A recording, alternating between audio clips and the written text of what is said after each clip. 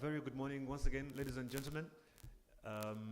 It's good to see all of you, and once again, welcome to the launch of the 2022 Uganda Poverty Assessment, courtesy of the World Bank in Uganda. I want to say a special welcome to our online audience. We do have a number of people joining us on Microsoft Teams, as well as YouTube, and thanks a lot for joining us.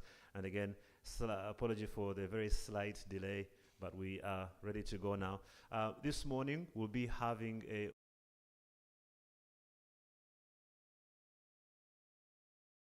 action in Uganda, and we'll have a presentation on a report on this, and then after that, get some wonderful thoughts from some very key stakeholders. Allow me to say all protocol observed to everyone in the room, because we're all very, very important. And so if I try to go through protocol, we'll spend the entire morning introducing each and every one of you. So we'll try and skip that in the interest of time. We should be joined by some other people in a little bit, and they'll find us as we go along. As we get started though, allow me to welcome, I should say, our host for today, the country manager for the World Bank Group in Uganda. Please welcome with me Ms. Kariuki Mokami as she comes.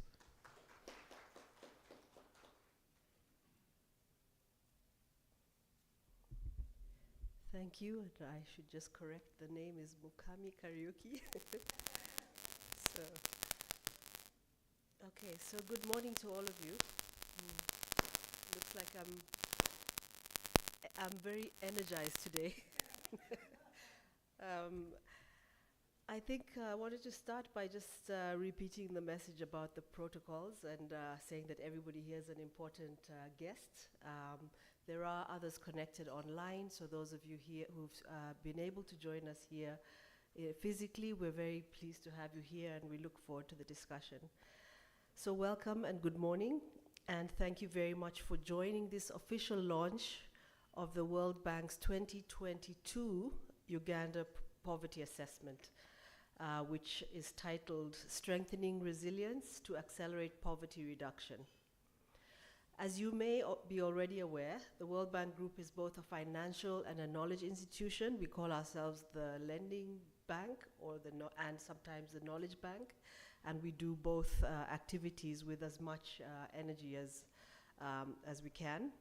And as a knowledge institution, the World Bank Group draws on its global reach and experience to produce policy documents and assessments that inform, guide, and complement the development support it provides to its member countries, such as Uganda, through mainly lending, credit, and grants. Poverty assessments are one of several core diagnostic reports that the bank prepares in all countries globally.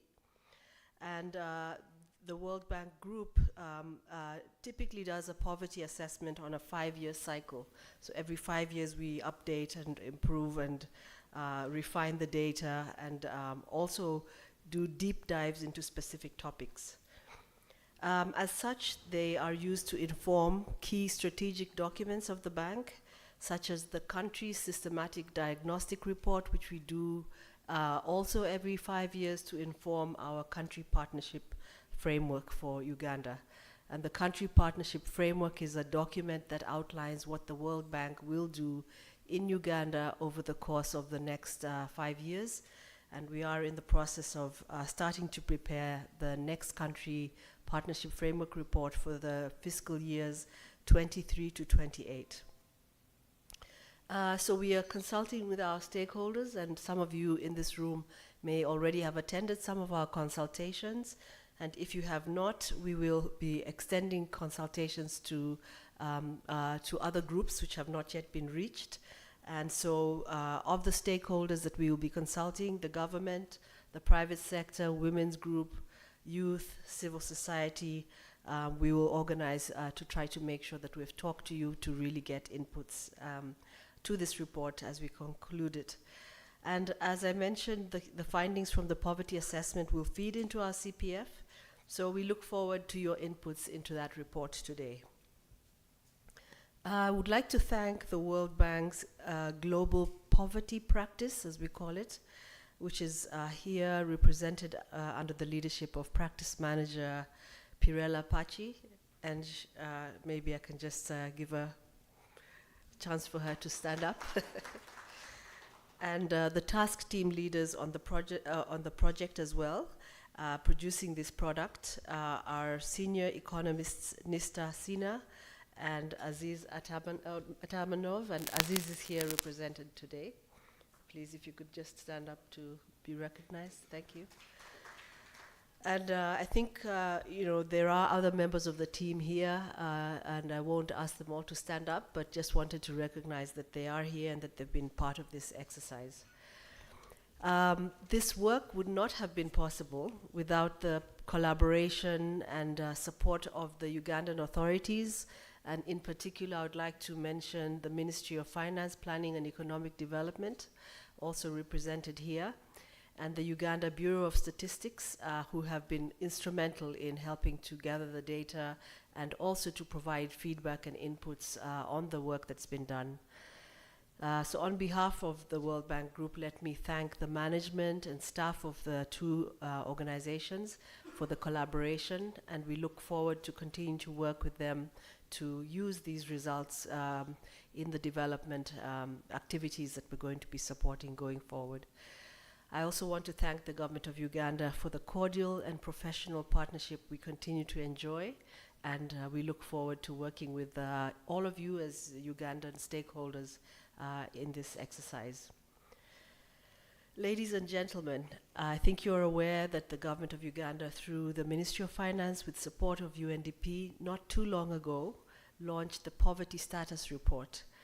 And the World Bank Group is glad to note that this report, while its methodology and approach differ from that of the UNDP, complements the report that was prepared by the same entities, the Ministry of Finance and UNDP.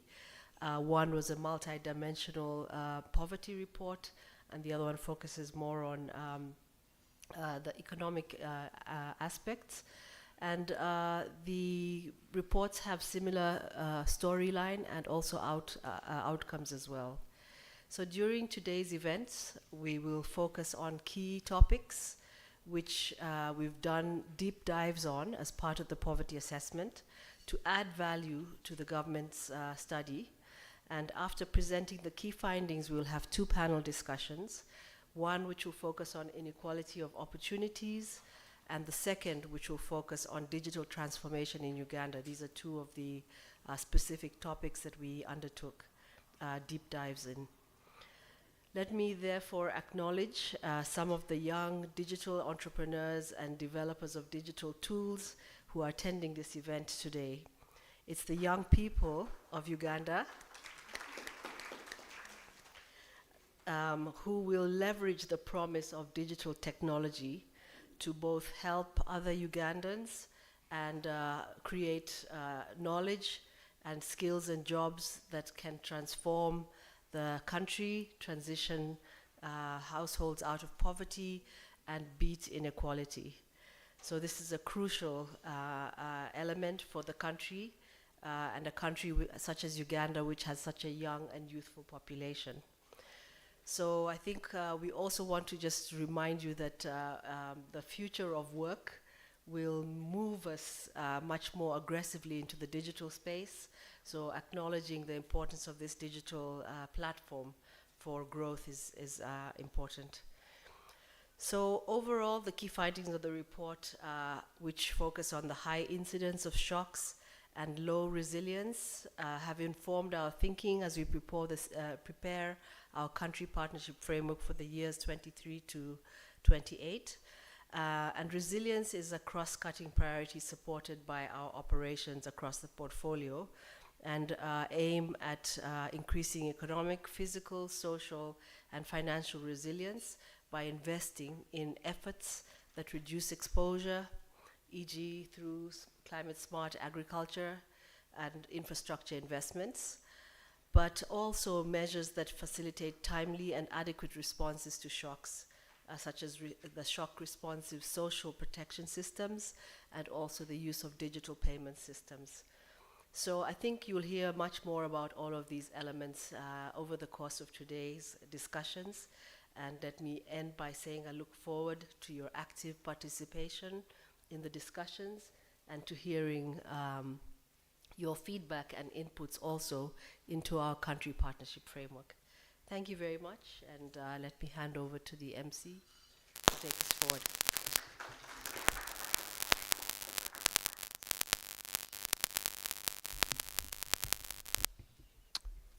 Thank you so much, Country Manager for World Bank Group in Uganda, Mokami Kariuki. You know, when you have two names that are African, usually it's difficult to sort of figure out which one is the first name and which one is not. So I'm sure I'm not the only one who struggled with that quite a bit. So, but thank you. That word that Mokami mentioned, resilience, it's a very important word. And if the last 3 years have taught us anything, it's that it's something that's a prerequisite for a human being to survive in the world as it is now. As we talk about reducing poverty in Uganda, resilience becomes even more important.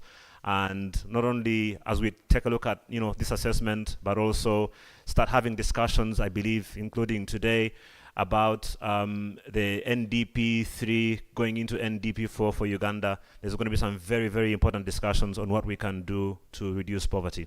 And so without further ado, before we get into these discussions, let's hear a bit of detail about this report and how to invite a senior economist at the World Bank in Uganda, someone I've had the privilege of meeting in the last few weeks. We met today, first time face to face, and I was shocked at how tall he was. He made me feel really, really small. But I want to ask you to join me in welcoming Dr. Aziz Atamanov as he comes to do a presentation on the Uganda poverty assessment. Please give him a big hand clap as he comes. Thank you very much for this kind introduction. So good morning, everyone. Thank you very much for coming.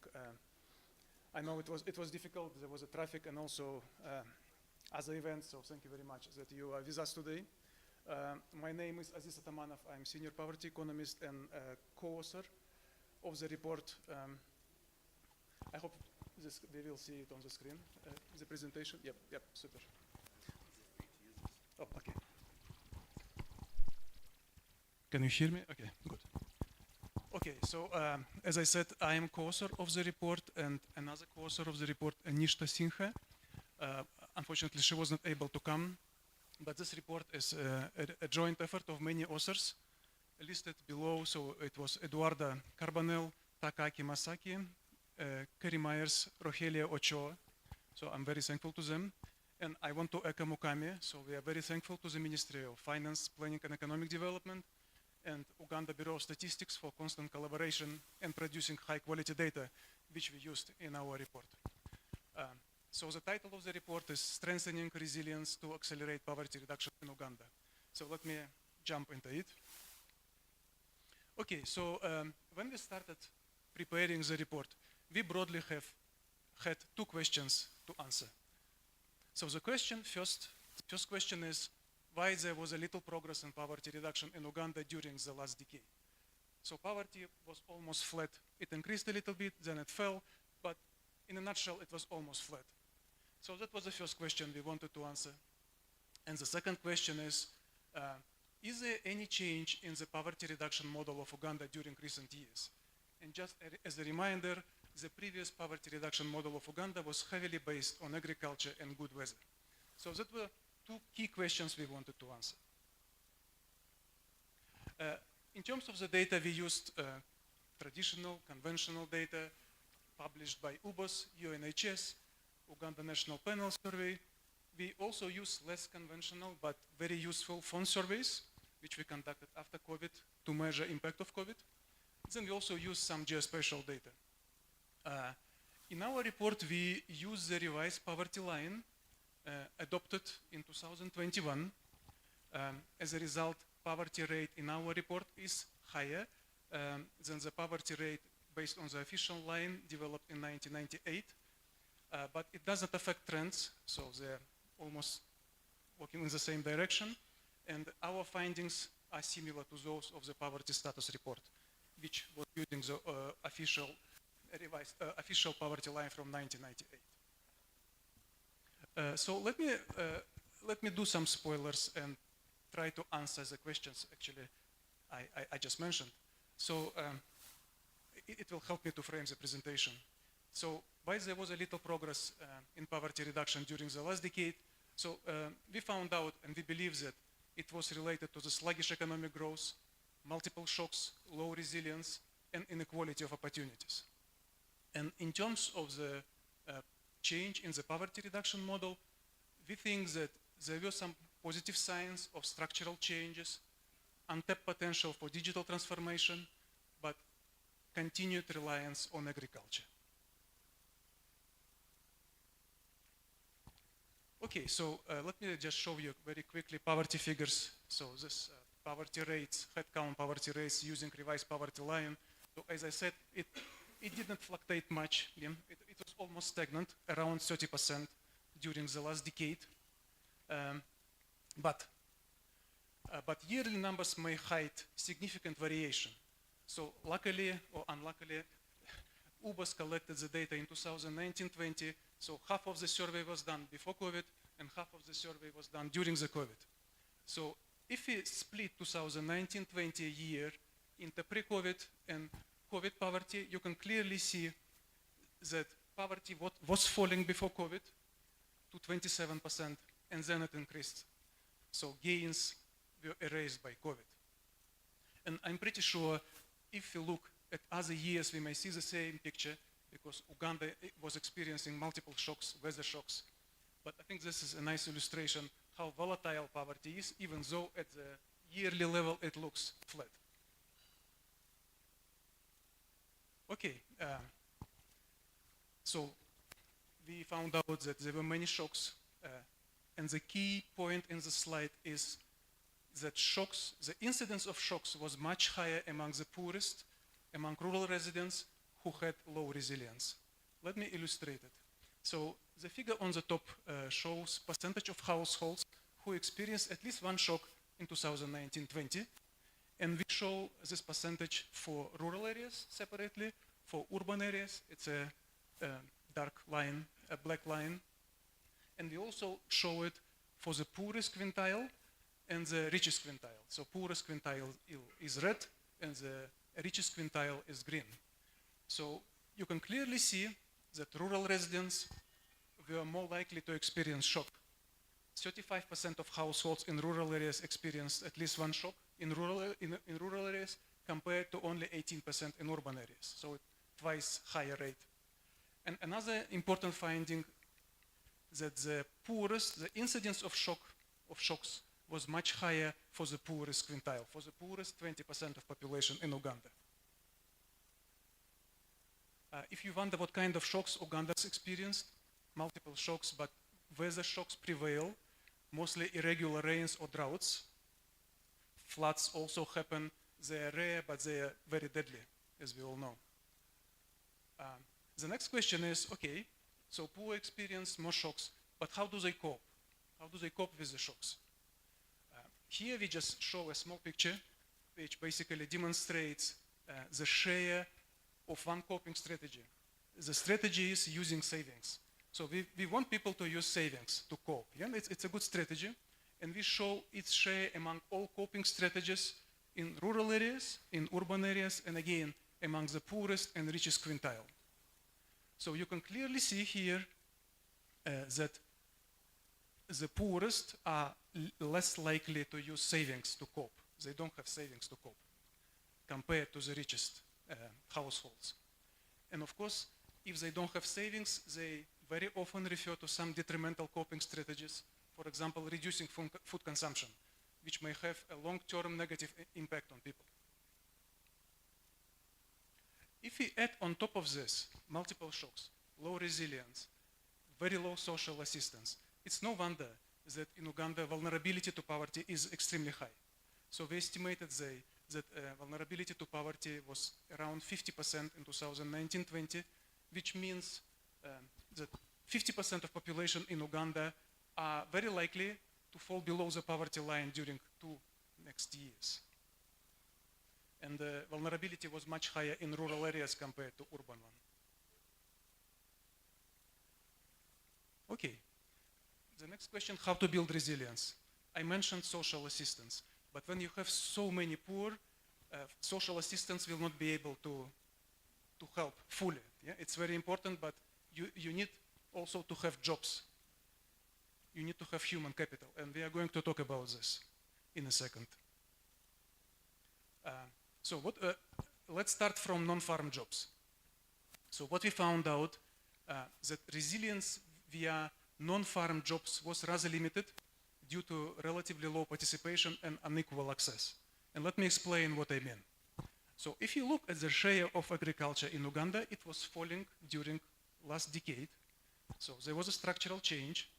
However, non-farm opportunities, we also include here rural to urban migration, were not easily accessible to those whom we want to have access to it. So basically they were less accessible to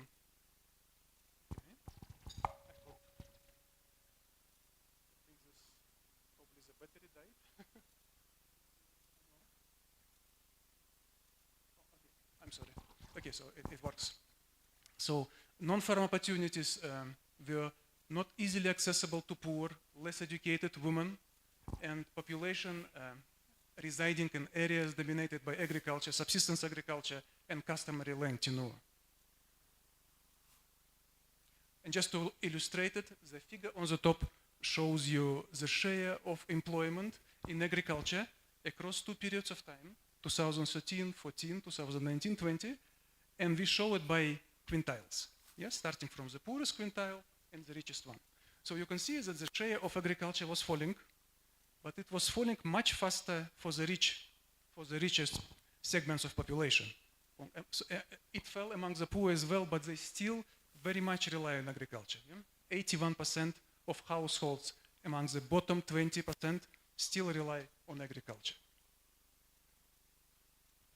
On top of this, COVID-19 happened, and it disrupted the structural change actually, and pushed many people in agriculture. And in order to illustrate it, let me show you one figure from the phone survey, which basically shows you work stoppages in June 2020, when lockdown was in a full swing, compared to pre-lockdown time, to pre-March, to March 2020. So you can see work stoppages by sector of employment and by residence. So it was striking that the work stoppages were, the incidence of work stoppages was much higher in the services and in urban areas. Yeah? So people were losing non-farm jobs, some were unemployed, but some just returned to agriculture. So as a result, the share of agriculture after COVID increased. So it kind of disrupted the structural change we saw before COVID.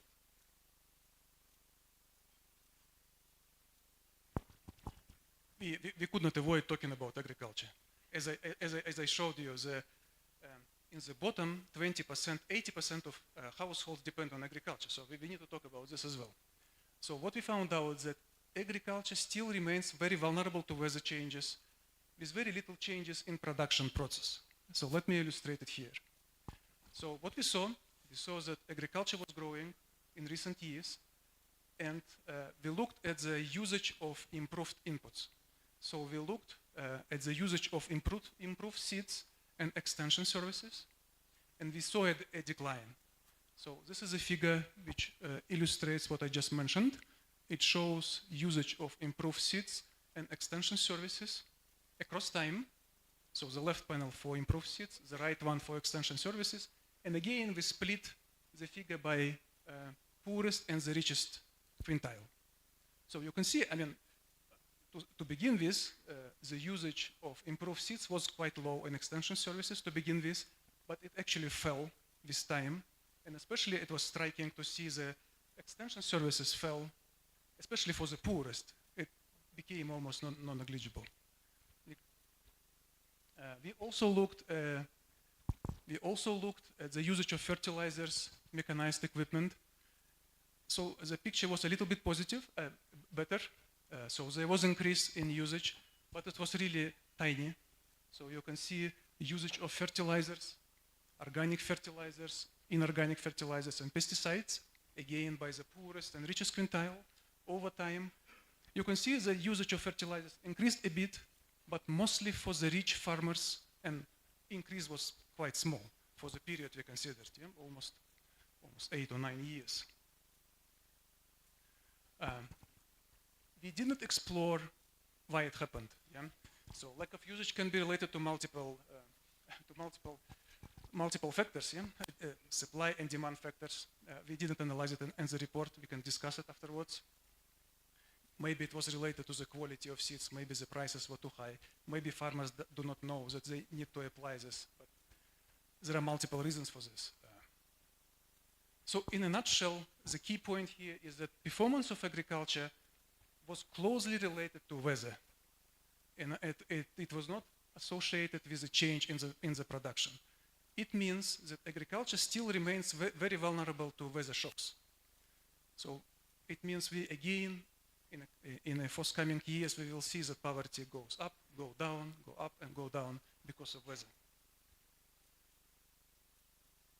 Okay, let me switch to the human capital. I don't think I need to convince you that human capital is important, but we put a couple of points here. First of all, when we did analysis, education, individual education of the level of the head of household was found the key determinant of everything. It affects your consumption, it affects vulnerability, it affects your participation in non-agricultural work. It's super important. Strengthening human capital is also in the government documents as well, in the key government documents like National Development Plan. We all know demographic change Uganda is going through. So Uganda population will double by 2060, and 70% of the population will be working age. So if we don't invest in children now, we will have serious issues afterwards. So just to reiterate it, so inequality in access to education, health, basic services among children now will affect their future abilities to access better jobs, to be resilient to shocks, and to sustainably escape poverty. And in order to analyze this, we created a human opportunity index. In simple terms, this index measures how equitably children have access to basic services. We call them opportunities, needed for their productive life. You may ask, why do we focus on children and opportunities? We want to avoid the debate whether there should be equalities of outcome for adults. We focus on children. I think everybody in this room will agree that all children should have access to clean water regardless where they live and regardless the background of their parents. So in a nutshell, Human Opportunity Index combines coverage rate and the degree of inequality in access by characteristics out of a child control. We call them circumstances. And by these characteristics, I mean location, parental wealth, parental education, household demographics, gender, etc. So we don't want children to have different access to water because their parents are rich or live in Kampala compared to Karamoja, for example. So HOI is a useful tool because it's a composite index and it sums up many dimensions. And it also allows you to see the circumstances which have the largest contributions to inequality. And you will see it in a second. You probably wonder what kind of opportunities we have in mind. And we have a very traditional list of opportunities which you probably believe all kids should have access to. So for education, we have 6 opportunities. School attendance for different age groups, starting primary school on time, finishing primary school on time, one strange opportunity, availability of desk and chair at home for homework. You probably agree that children should have it. In terms of the health, we have one indicator. A child should be able to visit a health facility when he or she is sick. And in terms of the basic services, we have a traditional set: improved drinking water, improved sanitation, dwelling has hand washing facility next to toilet, and electricity from grid and off grid. So that's the set of opportunities we want all children to have access to. This slide is also heavy, so let me walk you through. So the top panel shows education and health opportunities, and the bottom panel shows access to basic services. And probably it's too small for you to see, so let me walk you through. So the blue dot at the top shows the coverage, just coverage, yeah? Access, how many children have access to water, for example. The orange bar is HOI index. It's always lower than the coverage because there is inequality. The larger the gap between HOI and the coverage, the higher inequality is. And just to simplify your life, you can look at the red line. It's relative inequality. It basically, you immediately see which opportunities are the most unequal. So, I mean, the first finding is almost for everything, we don't have universal access. We probably aim to have, yeah? So, the school attendance looks better than everything else. Yeah? 91% of children attended school. So it's very high, inequality is relatively low. But once we start shifting to starting primary school on time, finishing primary school on time, opportunities which are related to quality of education, you see a huge deterioration. The coverage drops substantially. The opportunities become much more unequal. For example, only 26% of children finish primary school on time at the age of 13, 16. Very, very few children have access to desk and chair for homework as well. In terms of the health facility, 67% were able to visit health facility when they were sick. And it's not so bad as finishing primary school on time, but still far from universal and also unequal. And in terms of the basic services, which is the bottom panel, you can clearly see the services which have the lowest coverage. So it's basically improved sanitation, hand washing facility, and electricity from grid. Very, very low access, highly unequal. Improved access to improved water is not bad. Yeah? So 77% of children have access to improved water. And it's not very, very unequal.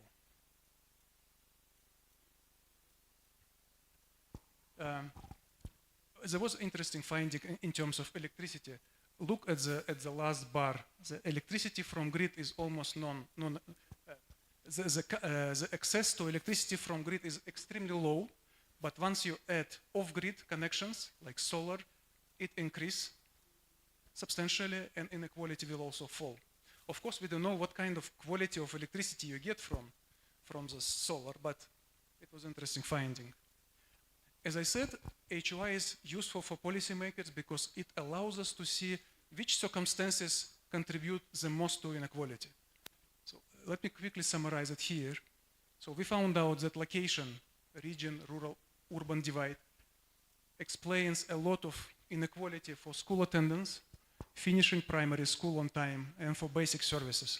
For example, location explains 70% of inequality in access to water. Monetary well-being, income household has, explains a lot of inequality in starting school on time and having access to health facility when ill. So it's a slightly different issue, yeah? If your inequality is driven by rural-urban divide or by lack of money. And the head of household education was also very important for starting primary school on time and having hand washing facility. So if you want to solve an issue of hand washing facility, it's not only about money, it's about parental education as well. And in the report, we have much more detailed results. I just didn't want to overwhelm you. So you can find more details in the report. Another beauty of HOI, we can track it over time. So we look at HOI between 2012-13, 2019-20, and we report the changes in HOI. Yeah, so the positive change means HOI was increasing, it's good. Negative change means HOI was decreasing, it's not good. Yeah? So from 11 opportunities, HOI improved in 9. We list them at the bottom panel. It didn't improve for starting primary school on time and for school attendance for kids age 13, 16, but for everything else, it improved. And improvement in HOI can come from two things: reduction of inequality or increase in overall coverage. So we want to know this, yeah? It's important to know. So you can see the yellow bar shows improvement in HOI due to increased coverage or scale effect. And the green guy shows improvement in HOI and HOI due to distributional impact or reduction of inequality. So the key point here is almost for all opportunities, improvement came from increased coverage rather than decline in inequality, with one exception. One exception was electricity from and off-grid. As I said, access to electricity from and off-grid increased a lot, and at least half of it comes from reduction of inequality. It means the disadvantaged groups improved their access to electricity significantly due to solar. But again, a caveat, we don't know the quality of the solar. But that's, yeah. The last point, again, COVID. Again, COVID affected everything, and we think that COVID stalled progress in human capital and actually exacerbated existing inequality in education.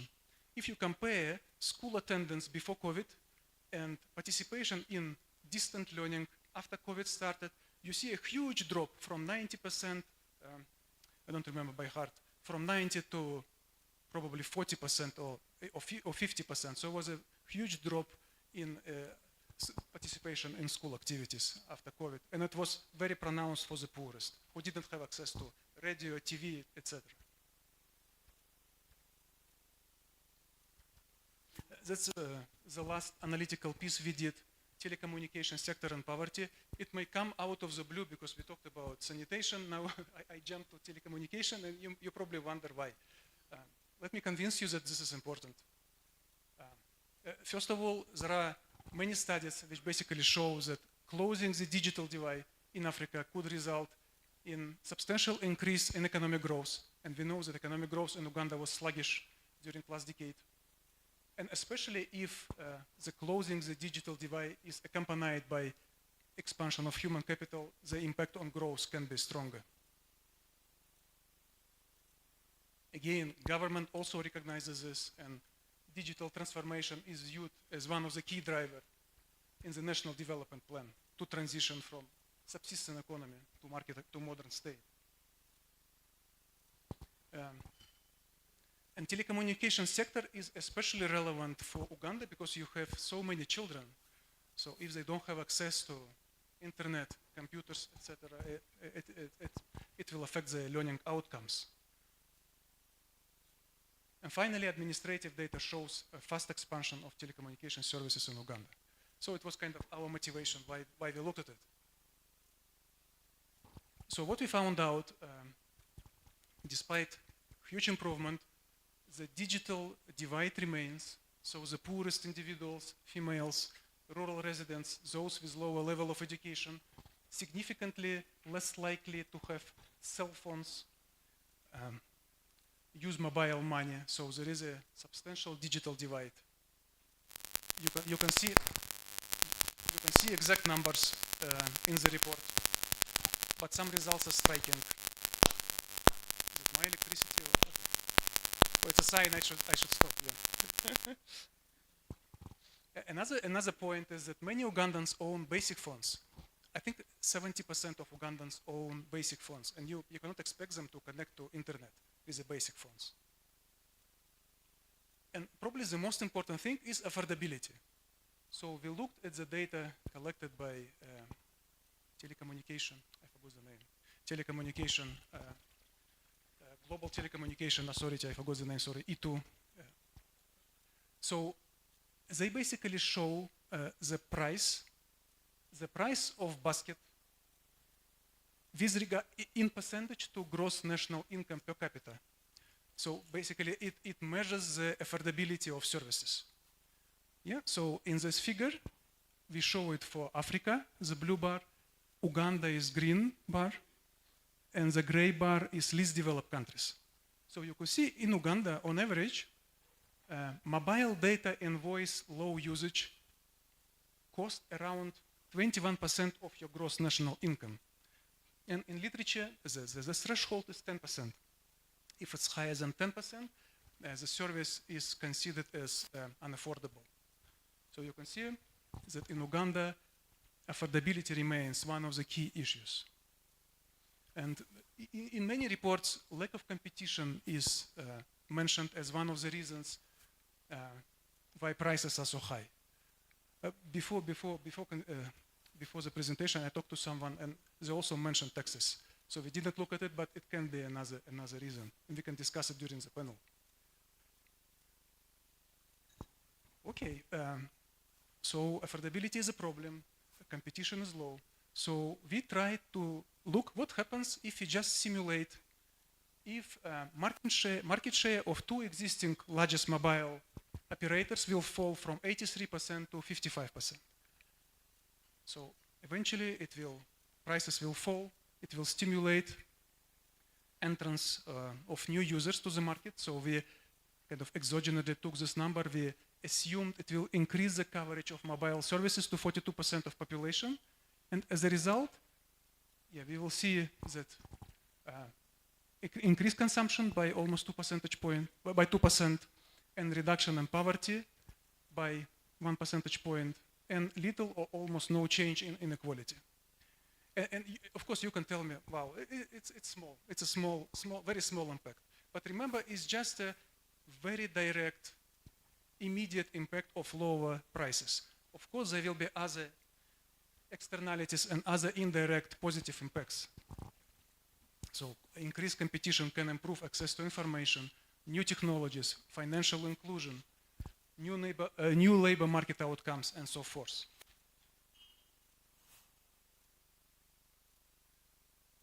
And this is the last slide, the key implications.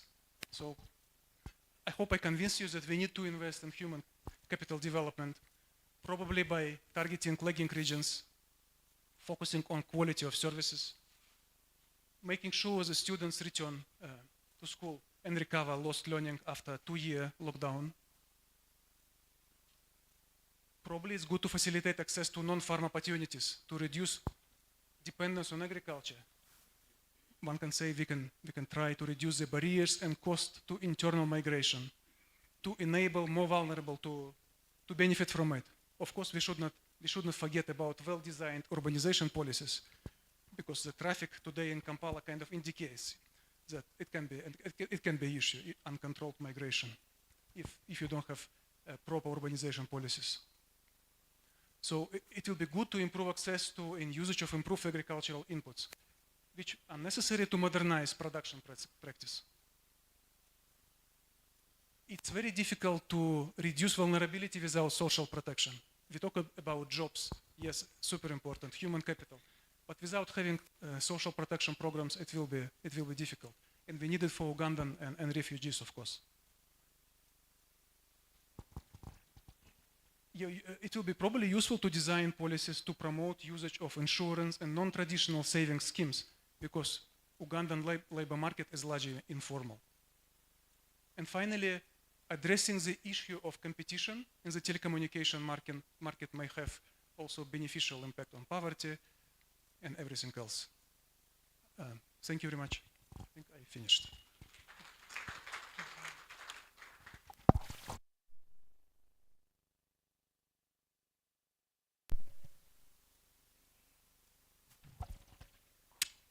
Thank you very much, Dr. Aziz.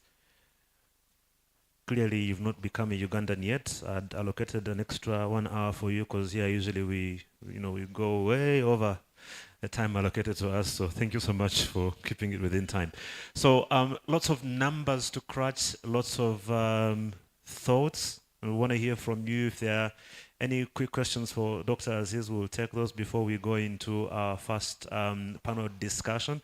But even as we do that, a big thank you to our online audience, a couple of hundred people on YouTube and a whole bunch more on Microsoft Teams. Thank you for joining us. Do share your thoughts as well online, and we'll be able to get to those. Now, before I come to you and to go through any questions you might have for Dr. Aziz, and please do ask, it's very interesting for the people who are here in the room. A lot of this stuff might sound academic to a certain extent. For example, I'm going to, if you will allow me, use all of you as guinea pigs just to demonstrate something from the report that Dr. Aziz has shared with us. Now, he talked about some of these things in the Human Opportunity Index and the inequality that there is in there. And one of the things that was mentioned is there was sanitation and health, and then, of course, that big leap to technology and what happens with that. And UCC is here with us, and we'll be hearing from them later this morning. But I wanted to pick on something in particular that I have had a personal experience with in just the last week regarding sanitation. We take certain things for granted because we never really have to worry about them. So I'll ask again, for the purpose of, a case study and exemplifying our report, for the people in the room, how much water on average do you use to shower? Do you know? Yeah, are you aware of how much water you use to shower on average? Dr. Pierella, I see you're nodding your head furiously. Do you know how much water you use to shower on a lot? a lot, right? But you actually don't know how much because you simply go, Mokami, you walk into shower, turn on the tap, shower, sometimes sing, usually badly, and then get out of the bathroom, right? It turns out that it's such a big deal that for most people, and this is where the inequality comes in, that if you don't have enough water just to do something as basic as showering, it actually affects your well-being at a whole different level. So this last week, we had an experience where I live here in Chihuahua where we had no water for about 3.5 days. And I can assure you it was mayhem. Just trying to figure out, okay, how do you do the logistics now of showering because you have to find water and then for me, it was easy because I went to a school in Imbara where we learned how to deal with this. Showering was not a priority for us. And so what would happen is that, and there might, from the laughter in the room, there might be some people who have experience with this. I know for a fact that Solomon at the back and James from UCC were with me in the same school. James was my roommate, so he knows what I'm talking about. And so we had to devise means of being able to shower with the least amount of water. And so earlier this week, I actually tweeted and asked my followers about this, and it was very interesting. We discovered that it's actually possible to shower with about 1.5 liters of water and have enough left over to brush your teeth and then drink some. Yeah, that sounds improbable and implausible to most of you, but we actually learned how to do that, and you just had to take care of, armpits, and just make sure you take care of the basic things. So we laugh about that, right? My son, who is 8 years old now, didn't know how to shower because we were telling him, look here, Micah, you need to be able to manage the water because we have a water crisis at the moment, and therefore we have to manage, how we use the water for the next few days until we get more water. And so you're telling him you need to shower with maybe about 10 liters. So you put some water in a basin for him and say, you have to use that. And then he's saying, but how? I shower. Because for him, it doesn't make any sense. He knows go into the shower, open the tap, shower, walk out. So when you think about that for the majority of the Ugandans who then don't have that kind of access to sanitation and water, it tells you how much of a difference it eventually makes for them beyond, just the figures. And I thought it would be interesting just to give that perspective to you. So I'm sure you have your own stories and would love to hear from those. Let me go around the room. We'll take some questions very briefly, and then we'll get into our first panel where we'll be talking about inequality of opportunities, and then we'll have another discussion on what Dr. Aziz talked about, technology, and why that's very important. When you do stand up, tell us your name, what you do, and then you can ask your question and make your comment. Thank you. My name is Tangavel Palanivel. I'm Senior Economic Advisor, Head of the Strategy and Policy Team at the UNDP here.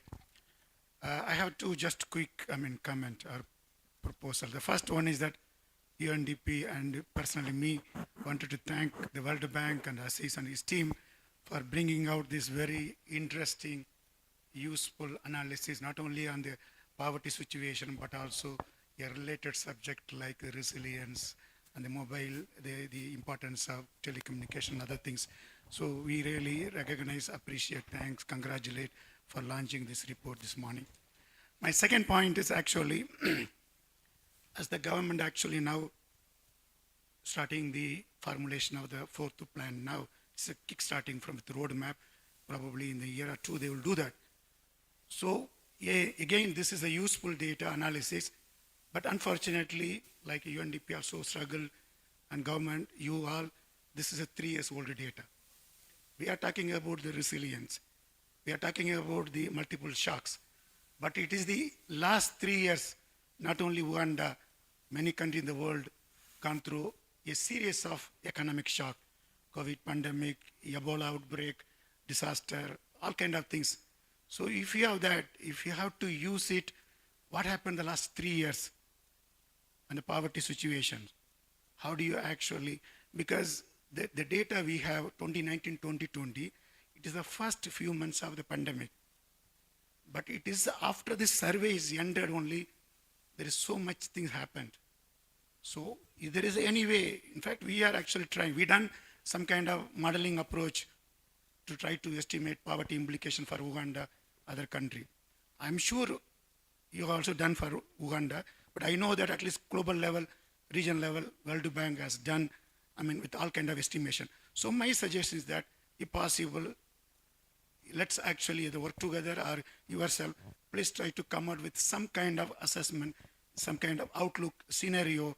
What is the current poverty situation at the national level, sub-national level, how we could actually support the government in formulating, more evidence-based, NDP4. That's all I wanted to say. We would be happy to work with you if you're interested, because that's what actually we want to do. We wanted to understand what happened in the poverty, inequality, vulnerability situation last 3 years, because this country faced so many crises in the last 3 years. Thank you.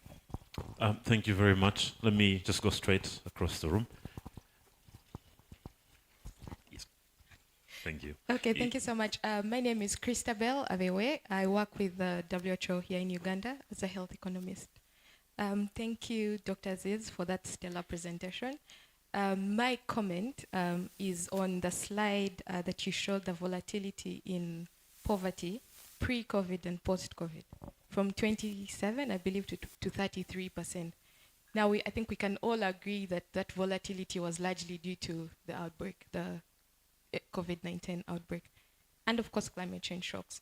But I think for me, when you speak about building resilience and strengthening resilience, the first thing we actually need to think about is building resilience within the health sector. Because global health security is now with us, it's here to stay, and Uganda is very outbreak prone. With COVID, I think in a year we have an average of 7 outbreaks. Most of them are not even on a national scale, so you don't even get to hear of them.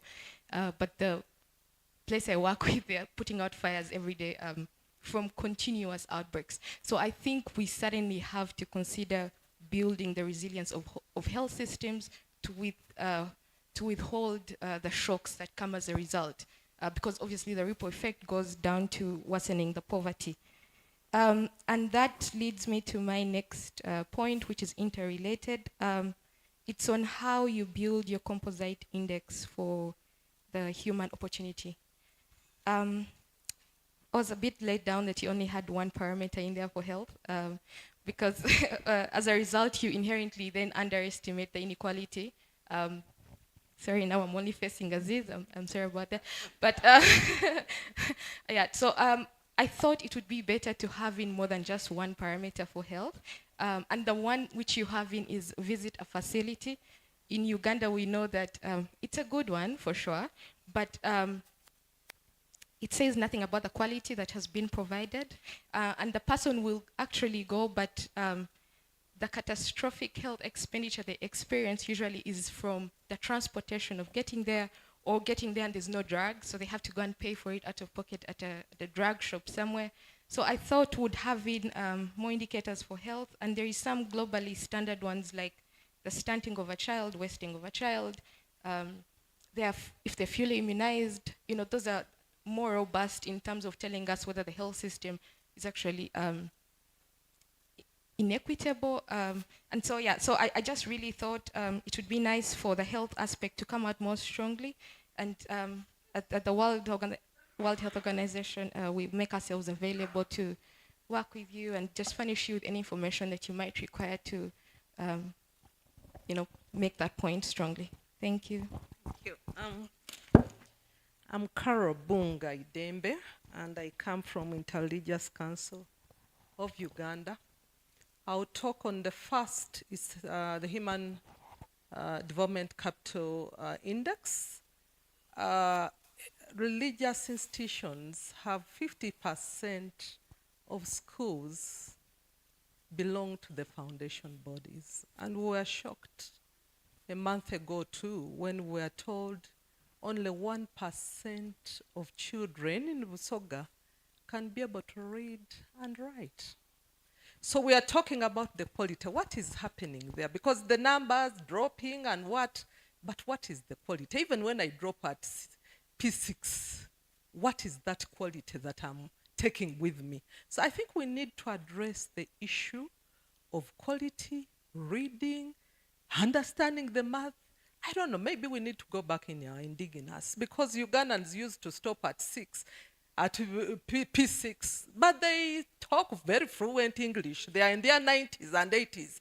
But now, 2023, they cannot read and write. The other that on the health sector, 60% of the health whatever belongs to the health, to the foundation bodies. And we have been shocked by our very good government to say that interns, government doesn't have money. But World Health Organization tells us that one doctor is equal to 1,000 patients, Ugandans, and now for Uganda status, the report says 1 doctor to 20,000. And we cannot even afford to allow the intern doctors to complete because we don't have money. I think there is a disconnect to what we want as a country. We don't have money for interns, but we have 20,000 for 1 doctor. They will die, they will collapse, they will be depressed. So I think we need to revisit that. And then finally, within where we work, the mosques, the churches, the poverty lines are many. When they visit our facilities, they are very poor people. And so as an institution, we have gone out to empower them. But what shocks us is the market. Because when people come, the middlemen come, they will come and buy at the least that even the household cannot recover. So we need to go back either to the cooperatives, but I think we need to revisit who is buying these goods and products and how much is that person paying. I submit. Thank you very much. Wonderful thoughts from all of you, and please do keep them coming. We'll have lots of opportunities for engagement along the way. One of the things that I find very interesting is to hear from the UNDP and from WHO, them lending yourselves to the discussion, making suggestions, and I think it provides opportunity for collaboration because, again, this is an ongoing process. It's something that we will be talking about going forward more and more. So even as we get started, let me get into our first panel discussion. We'll have 2 discussions. The first one will be on inequality of opportunities based on what we have heard from Dr. Aziz. And then we'll have a second one that will be focusing on digital transformation and why that's very important. And again, as you've heard, that's quite key. And so I'm going to introduce our panelists for the very first panel discussion as we talk about inequality. Their profiles are so long. Again, if I try to go through them, we might not be able to have the discussion whatsoever, so I'll try and gloss over their very, very long profiles. The first person who's joining us online, thanks to technology, is in Nairobi, joining us by Microsoft Teams. She's the Executive Director of the East African Sub-Regional Support Initiative for the Advancement of Women, EASI, where she has been working closely with women, cross-border traders at 20 borders across the East African community, so she's very well versed with this. She's also a director and proprietor of Tembuzi Coffee Limited, so she has a bit of knowledge on agriculture and employment and has some great insights. She's also served as an MP in the East African Legislative Assembly and is very well educated with the Masters in Development Studies, Politics of Alternative Development Strategies, and many, many, many other publications. She also is an entrepreneur in her own right in Uganda, and I want you to welcome with me Sheila Kawamara, who is joining us online from Nairobi in Kenya. Sheila, Good to see you. Hope you're well. Thank you, Ben. I'm so happy to be in this meeting. Thank you. Well, we'll be coming to you in just a little bit. My next panelist, you have already heard from. He's representing the UNDP, Mr. Tangavel Palanivel. He works with the UNDP as a senior economic advisor and chief of strategy and policy team at the UNDP here. Before that, he's been a deputy director at the UNDP's Human Development Report Office. And him and I have had wonderful discussions about human development and human capital and a lot of things in that regard. Before coming to the UNDP here in Uganda, he was at the HQ at the UNDP, and this is his first country posting, to be specific, and he's been in Uganda for 3 years. As he comes, I should point out to you again, panel are very distinguished and have earned the right to speak as much English as they want to. Mr. Palanivel holds 4 degrees, including a PhD in development economics, so everything he says must be true because of that. If you would please come and take your seat on the panel, you're very welcome. Please give me a big hand clap as he comes. We're also joined by Margaret Kakande, who is joining us from the Ministry of Finance Planning and Economic Development. She holds a Master's in Development Economics from the University of East Anglia in the UK. She also has a Bachelor of Statistics from Makerere University here, as well as a graduate diploma in Feminist Development Economics. And she's also been a lecturer at Makerere University, I think, including teaching me at some point, if I'm not mistaken, because I think I remember her grilling me in class for coming late once when I was at the university back in the day. So please welcome Margaret Kakande as she joins us on the panel as well. Last but not least for now, I will ask Dr. Julius Biaruhanga to join us. He works with the Private Sector Foundation Uganda as the Director of Policy and Business Development, and him and I have had wonderful discussions. He was one of our key panelists for the UG Economic Forum, an activity we started last year to have discussions about how we can reduce poverty. So please welcome Dr. Biaruhanga with me as he comes. Our last panelist from the Economic Policy Research Center, I don't think has joined us yet, Dr. Sarah Sewanyana, so hopefully she'll join us as we go along, and then we'll be able to get started and to move from there. So let's get into our discussion. We'll try and keep it brief so we can give as much room for the rest of the people in the room to join us in discussions and make this as interactive as we can. I'll start with you, Sheila, in Nairobi, even as you join us online. Dr. Aziz talked a little, well, I should be looking to the camera so she can see me clearly. So Sheila, Dr. Aziz was talking about some of the inequalities that have come up and the shocks that we had from COVID. So from your perspective, if you were to think about just how badly COVID affected the poverty levels and inequality in Uganda. And again, Palanivel talked about it a little bit, the fact that the data we have is from 2020. A lot has gone on in that time. From your assessment, just how badly do you think COVID-19 affected the levels of poverty and inequality in Uganda? Thank you. Thank you very much, Ben. True, we had COVID, and I think I should congratulate the World Bank for this report and Dr. Aziz for his presentation. Yes, COVID-19 has had impact on Uganda's poverty levels, and I hate to use that word poverty because to me, I think sometimes we are overrating poverty in Uganda. So when we look at COVID-19, we look at Ebola, we look at all the other epidemics. For me, I tend to think that somehow they have all had a lot of impact. And I think when I looked at the report, I was like, is this another report on lamentations in Uganda? And when you look at the statistics being given, of course, sometimes statistics are used as a form of intimidation. That's what I think that's what economics does to us when we are reduced to mere statistics. But you look at the report and the comparisons and COVID-19 and agriculture, and to me, some of the things I agree with them, and I say maybe that is a good thing when I see that people return to agriculture as a last resort, because agriculture to me is a key, the backbone for our economy. And I don't think, when I look at the report, I feel that agriculture is being vulgarized.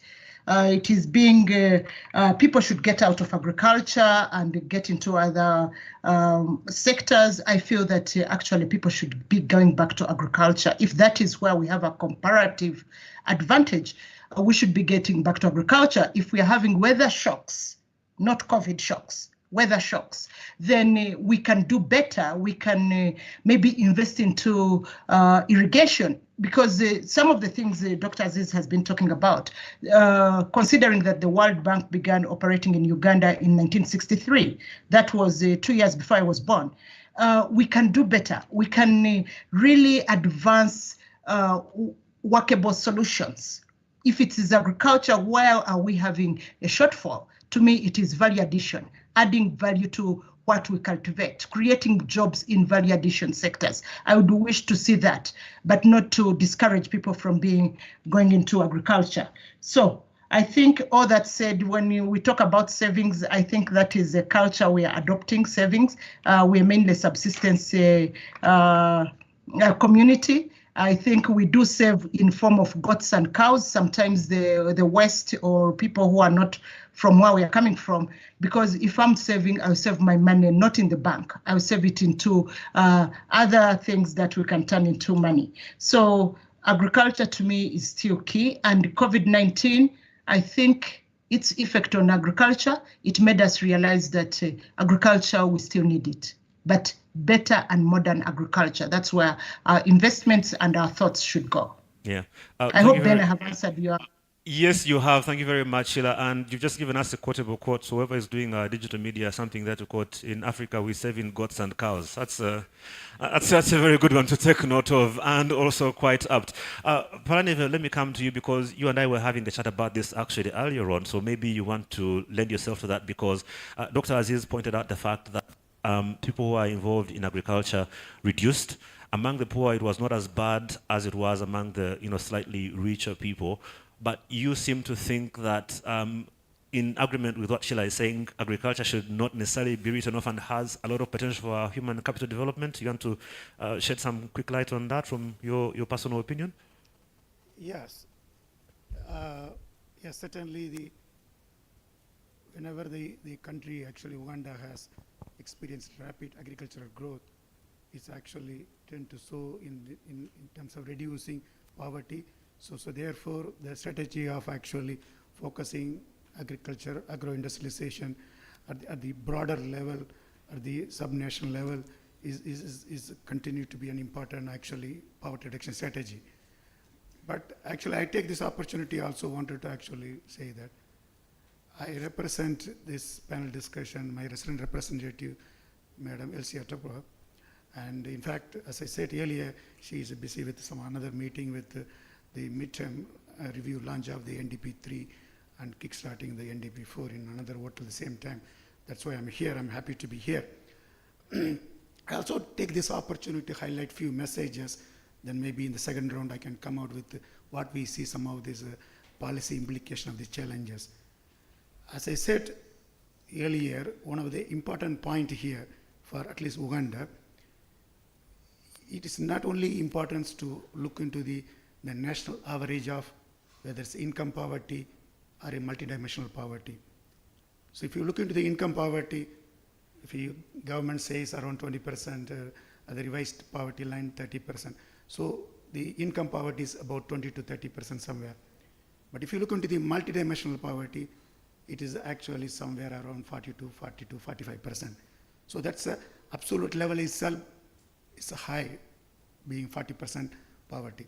But more important to us, UNDP, is that there is huge regional variation, whether you look into the income poverty or a multidimensional poverty. That's the first message I want to highlight that.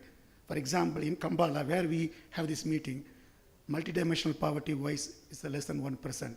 The people have, children all have access to school, health, and all kind of things.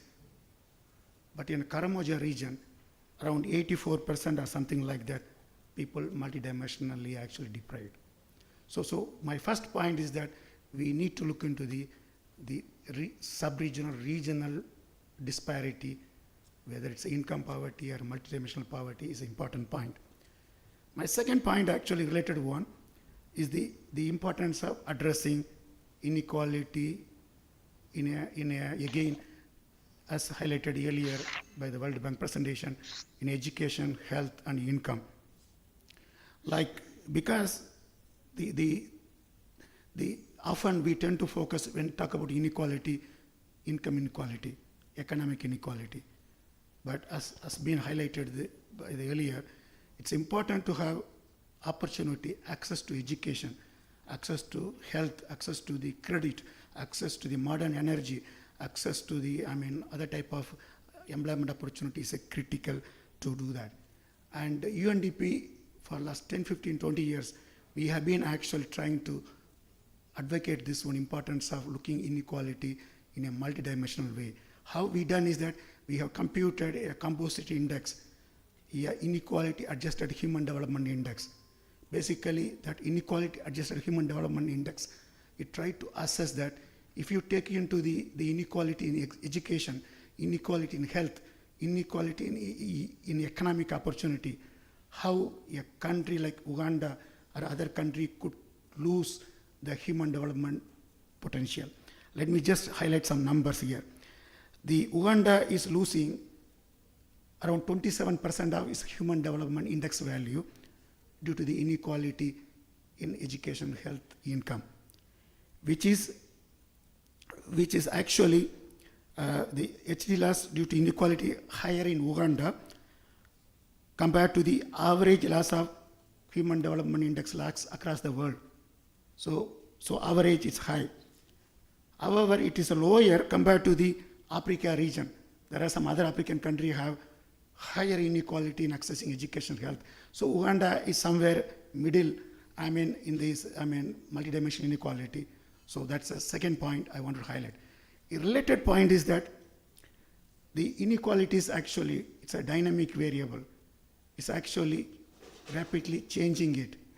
Not only in Uganda, many countries actually, they were able to reduce inequality, some basic human services, basic human capabilities area. In the UNDP, we talk about human capabilities is a critical, which is opportunity type. So when you talk about basic capabilities, we are talking about more like access to the primary education, access to the primary health services. So many countries, not only Uganda, many countries are able to reduce significantly the inequality in the basic capabilities aspects, like access to the primary education, primary health. Not only now, almost as highlighted by World Bank, almost whether poor or rich household, everyone have access to primary education.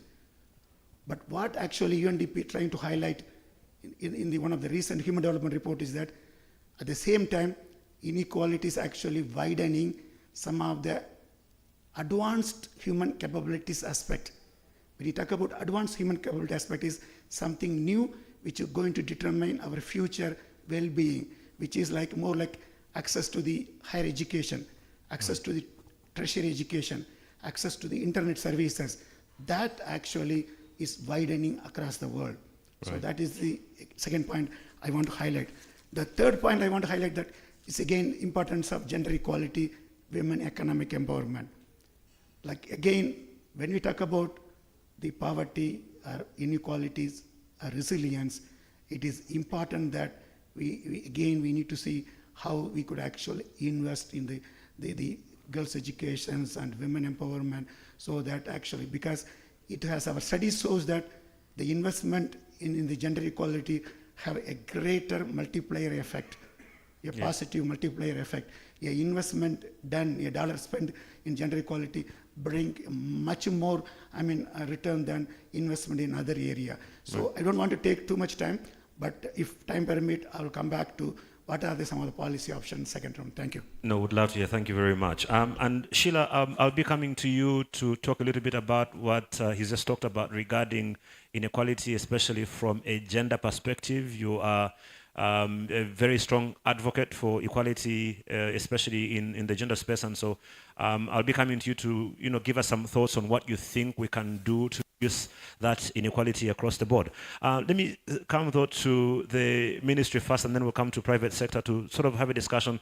When we talk about human capital development and the inequality we're talking about and reducing poverty, truth of the matter is that while we might be talking about poverty at a micro level, when you go much higher, Uganda is not the richest country in the world. So all the things that we're talking about have to be handled in the context of the fact that we are still a developing country and we do not have maybe that much resource. So for you, Madam Kakande, from the fiscal perspective at the ministry, when you're thinking about how to advance our human capital, what are the biggest challenges that you have been facing as a ministry, and what sort of things have you been able to do in the meantime to try and overcome them? Because obviously we still have a bit of a challenge. Dr. Aziz pointed out the fact that our population will be doubling.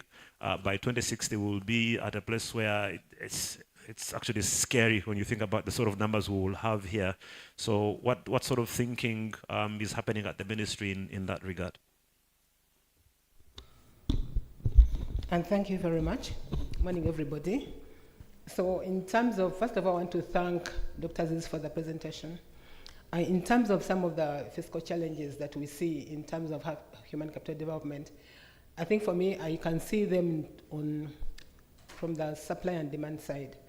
So I think on the demand side, we, like already noted, we have an issue of a very fast growing population.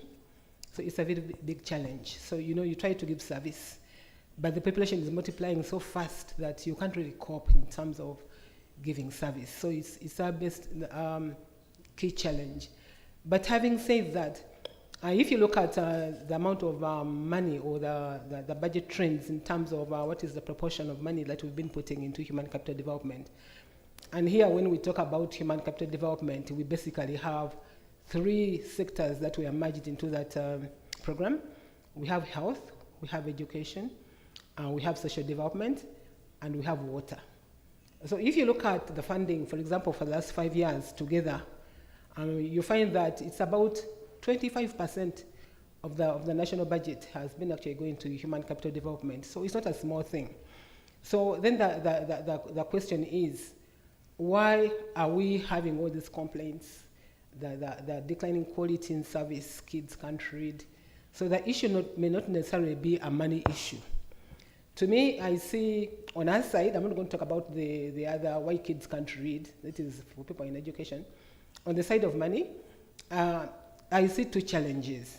One, I think we still have an issue in terms of the mix of funding, where we put our money within the various programs. So for example, if you look at health, it's very good to be able to access a health unit when you fall sick. But I think the mistake that we are running as a country, we are so focused on curative medicine, and we're not looking at prevention. And you really find that most of our problems in this country are really preventable. So if we can prevent ill health and people can live well, and we don't need so many health units, for example. If people are healthy, we just need a few health units, well-staffed, well-equipped, with a good referral system.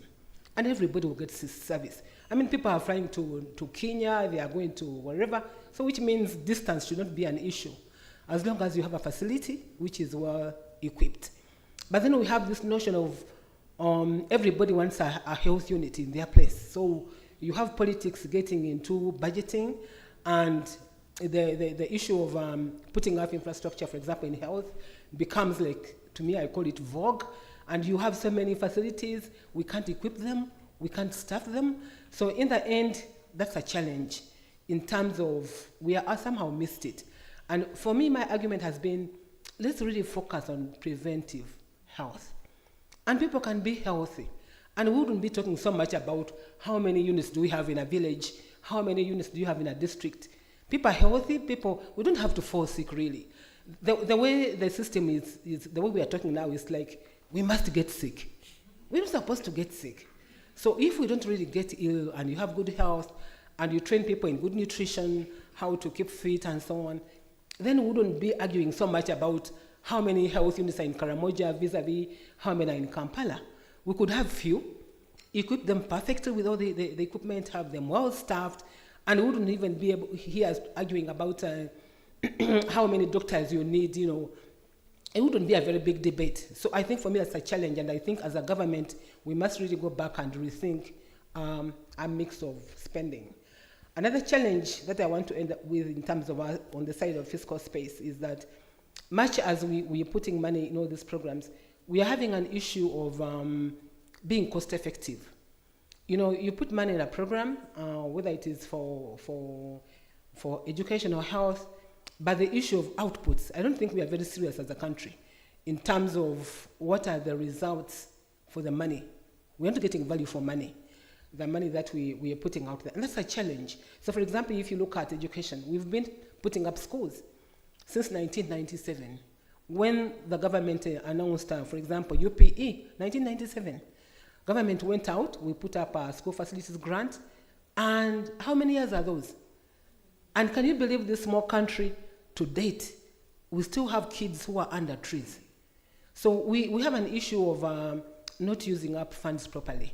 Because if we're already using funds properly and we are cost effective, and we look at issues of unit cost for what we are doing, we should be having, for example, enough classrooms. To me, I've been telling people that as far as I'm concerned, by now, we should not be constructing primary schools. We should really have enough, and the only thing we'll be talking about is teachers. Are the teachers there? Are they well paid? But we are moving in circles. We put money in schools. We didn't come up with the schools. Some of the schools that we came up with, they are being washed away. Can you imagine if you compare some of the schools which are very recent and you compare with some of the schools which are put up 100 years ago?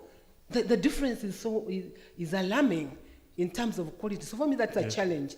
So I think those are the fundamentals. Yeah. We should really discuss, and we wouldn't have a lot of issues in terms of how we develop our human capital. Right. Thank you very much. I had to check and double check to make sure it was your microphone on and not Sheila's, because that normally sounds like something that Sheila would be saying and not you. So, and I'm sure she'll have a thing or two to add to that. But as I come to Dr. Byarhanga to talk a little bit about what happens from the private sector, what I'm hearing you say, Madam Kakande, is basically that one of the key indicators for our growth as a country should be how idle our doctors are. The more idle they are, the better we are doing, right? People are not falling sick, then it means that we're sort of going in the right direction. Dr. Byarhanga, if we are going to grow, any economy is going to depend on the private sector for its growth. And in terms of that, for our private sector in Uganda, what would you say have been the key challenges and constraints, especially from the human capital perspective? Thank you so much, and allow me first to thank the World Bank Group for this great report, but also for being good partners in terms of putting money where their mouth is. We partner a lot with World Bank in trying to help our private sector grow and become competitive. So I want to take this same opportunity to thank them for that support. Last year, the Bank of Uganda Financial Capacity Survey indicated that about only 1% of Ugandans earn above 1 million Uganda shillings.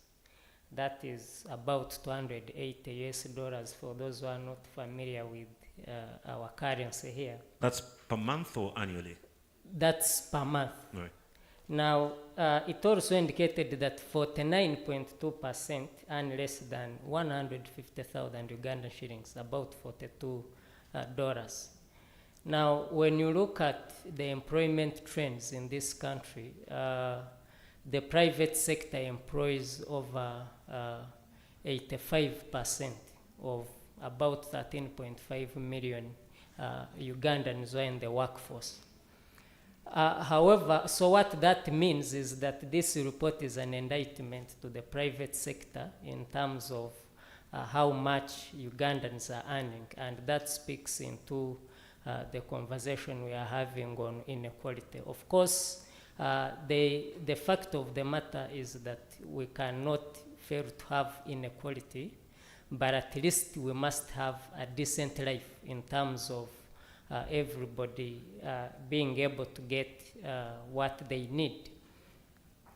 There are a number of challenges. Some of them are structural, but others are speaking to how the private sector is structured in this country, but also the operating environment of the private sector, including of course, the challenges we face in terms of health-related challenges, but also labor productivity. Most of the Ugandans are actually not productive. So, based on the data by the World Bank, about our dependency ratio is at about 88%. And that's really very terrible, because it means if you have a Ugandan earning 1 million and about 6 people are looking at that 1 million to survive in a family, it means you will never invest, you will never save. And it's interesting to hear about the data as talked about by Dr. Ziz on savings. Very few Ugandans save because there is nothing to save. And that even speaks, and I think the governor is here, speaks much into the kind of money that is even available in the banks for the private sector to borrow, because people are not saving. Now, even when you save, and I'll give just a quick scenario. So I earn 1 million Uganda shillings, it's my paycheck. When it hits my account, government takes 30%. I save 5% with NSSF. So I'm literally remaining with about 650. When I make a withdrawal, there is an 18% charge of VAT. When I go to buy apples in a grocery store, I pay 18% VAT. When I make a transfer to my mobile wallet, I pay a direct tax. So literally about 65% of my earning is just in there. So there is nothing left to save, nothing left to invest. So why won't people be poor? So that's one reason. Then the other is, of course, as my colleague from the Ministry of Finance stated, having our priorities clear as a country. So if we are saying we are an agricultural country, where are we putting the money as a country in terms of trying to develop that sector? Our number 2 export earner is coffee. Last week, I was in the field doing some study on the business environment in this country. I traversed all border posts in this country. One of the things that came up within just the coffee subsector was that our trees are very old. They are no longer productive. They have been there for decades. But the question is, how much can we invest, for instance, in trying to build just that subsector? The other one is, so that speaks into improved seeds, and I think Dr. Ziz also spoke to that. Right. Our ratio, just the last one, if we are an agricultural country, the ratio of extension worker to a farmer in Uganda is, according to the data by government, private sector, we say it's about one farmer to 1 extension worker to 1,800 farmers. Government says it's about one extension worker to 1,500 farmers. Each of both are worse. So what that means is that it's humanly impossible, even in a period of 5 years, for an extension worker to visit all the farms. Yeah. So how will we have, for instance, productivity? So again, we need to do a pulse check in terms of where our priorities are, but also there is a lot of illicit agrochemicals, fertilizers on our market. So who checks that? I'm glad government is establishing an agency to check that. So it's another area to look at. And then post-harvest handling. It's a very big challenge we are having. There is a lot of waste, and also that speaks into how do we promote household income, and how do we ensure that even when you invest over $1 trillion shillings in PDM, how is that produce going to access market? So there are a lot of bottlenecks there that we must check as a country. Thank you. Right. Thank you very much. Sheila, I want to come to you to just give a quick response to what Dr. Byarhanga has mentioned, as well as to Madame Kakande, especially in regards to the issue with money. So you're saying that Ugandans can't save. It seems to be, though, that Ugandans, no matter at what level they are, somehow are able to save. So is it about how much money they have, or the discipline? That's the question for you to deal with, Sheila. And also the interventions that we have for women, because you find the women who sell avocados on the street every day, and somehow, even at their very, very small level, have found a way of being able to save some little money. So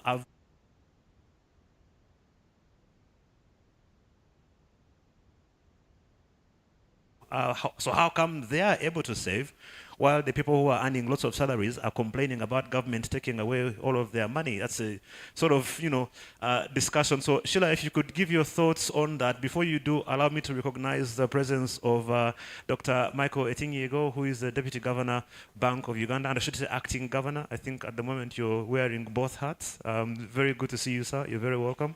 Thank you so much for joining us. We're also delighted to be joined by Honorable Elijah Okupa, who is MP for Kasilo County and also Chairman for Teso Cooperative Union. Definitely would love to hear some thoughts from him in terms of what cooperatives are doing to help with this. But he's also the Chairman for the Parliamentary Network on World Bank and the IMF. So good to see you, Honorable. Thank you so much for joining us. So Sheila, this issue about the doctor is saying that Ugandans can't save, do you think that makes sense to you, or is it a sort of a scapegoat that the government is taking away our money to cover our indiscipline? Thank you, Ben. I think I would say that actually Ugandans can't save, and Ugandans are saving. But Ugandans, I think, are learning not to, especially the low-income earners, they do not trust the banks, because most of the commercial banks are ripping us off. So if women, for example, the women we work with, they may not be very highly educated, but at least the majority of women we are working with, they are subsistence farmers, but also they are informal, and some of them have formalized their trade. They are traders, they do business, but majority are deciding not to take their earnings into the bank. They rather reinvest it into what they are doing, or lend it amongst themselves and grow their businesses. So I would think that the savings, for example, women are having, they would wish to have access to and maybe control of productive resources. Many women have been encouraged to buy land because when it belonged to their husbands, they did not have the ability to actually own that land. So for me, I think what is mainly challenging in terms of the inequalities we're experiencing is the quality, of course, of education. Maybe should we move away from this formal education of sitting in the classrooms and learning about things that are far-fetched, maybe we need to learn to be skilled into innovative processes to better our lives, rather than me spending my time learning about the prairies in Canada or the merino ships in Australia. I should be spending that time learning a skill that will make me more productive. So we need to rethink our education system, and we need also what our people are craving for is information. Information to do better agriculture, information to do trade better, information to better their lives, their lifestyles, their health, etc., etc. It is not more book education, but I think it is more practical information delivered in a timely manner to help them improve their lives. To me, that will sort out the issues of inequality. Thank you. Thank you very much, Sheila. Good to hear that. Let's talk a little bit about what possible solutions there might be from the panel, and then we'll open it up for discussion to the rest of the room. I'll start with you, Mr. Tangavel. You've been discussing this idea of multi-dimensional poverty and how that maybe should factor into how we do these assessments. How do you think that helps us to be able to provide solutions to reduce these inequalities? Yeah, sure, thank you. Yeah, the World Bank report also talked about actually poverty in this kind of uncertainty world.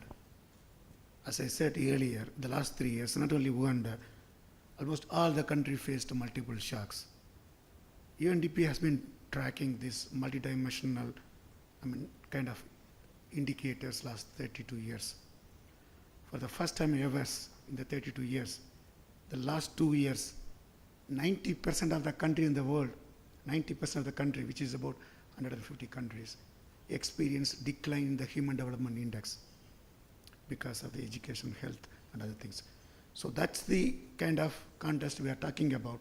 So therefore, kind of strengthening the resilience of the countries, resilience of the society is important.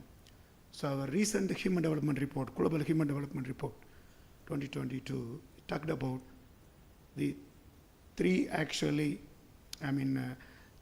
solution. 3I is basically investment, insurance, and innovation is the potential actually areas for countries across the world to do something so that they can build the resilience. So when you talk about investment, the report, the UNDP report talked about the importance of investment in the renewable energy, the investment in tackling pandemic, epidemic kind of things. Then it's also talked about the investment in the green transition kind of things. So that's one type of actually is solutions the UNDP latest Human Development Report talked about. It's also talked about the investment, the kind of insurance, like kind of how do you strengthen the resilience, because in the last 20 years, many countries able to lift millions of people out of the poverty, but most of the people actually just moved out of the poverty, stay somewhere just above the poverty. As and when some crisis comes, they just basically fall back into the poverty situation again. So therefore, the report talked about improving the coverage, investment in the social protection, social safety net, that kind of things. So that's the second type of things. Many countries still have not only the coverage of social protection is low, but even the adequacy and other things still is not enough. So therefore, the importance of investing, looking into the kind of social protection, social safety net is the second thing important. The third one is the innovation. Thanks to the new technology, thanks to the new knowledge sharing, even many countries, even poor countries have something to share, ideas, knowledges. So fortunately, many countries has now some of the experimented innovative ideas in a smart agriculture, climate sensitive agriculture, all kind of other things. So therefore, innovation not just only in technological elements, innovation in the social dimension, economic, governance, institutional, everything's innovation is possible. There are many countries actually trying to leverage a new technology to promote the good governance, decentralized governance, access to justice, all kind of things. So therefore, there is innovation possible in an affordable way. And so that is what I would actually say, that as part of the UNDP thing, that we also need to invest the innovation area. Thank you. No, thank you very much. Madam Kakande, if we're going to be able to reduce the inequality, it literally has to start where you sit, because that then trickles down to what Dr. Biarhanga and his team are doing and to everyone else. In terms of the thinking at the fiscal level, mechanisms, we're talking solutions now for what we can be able to do to reduce these inequalities. What are we doing at that level to try and reduce this? We've talked about, PDM, which is the big thing now. It's coming on the back of very many other programs. Do we think that's going to work? Again, we're trying to find solutions. Is that the solution? How do we make it work if it is the solution? If not, what else do we need to do? Thank you very much. I think before I come to the PDM, we already have a system.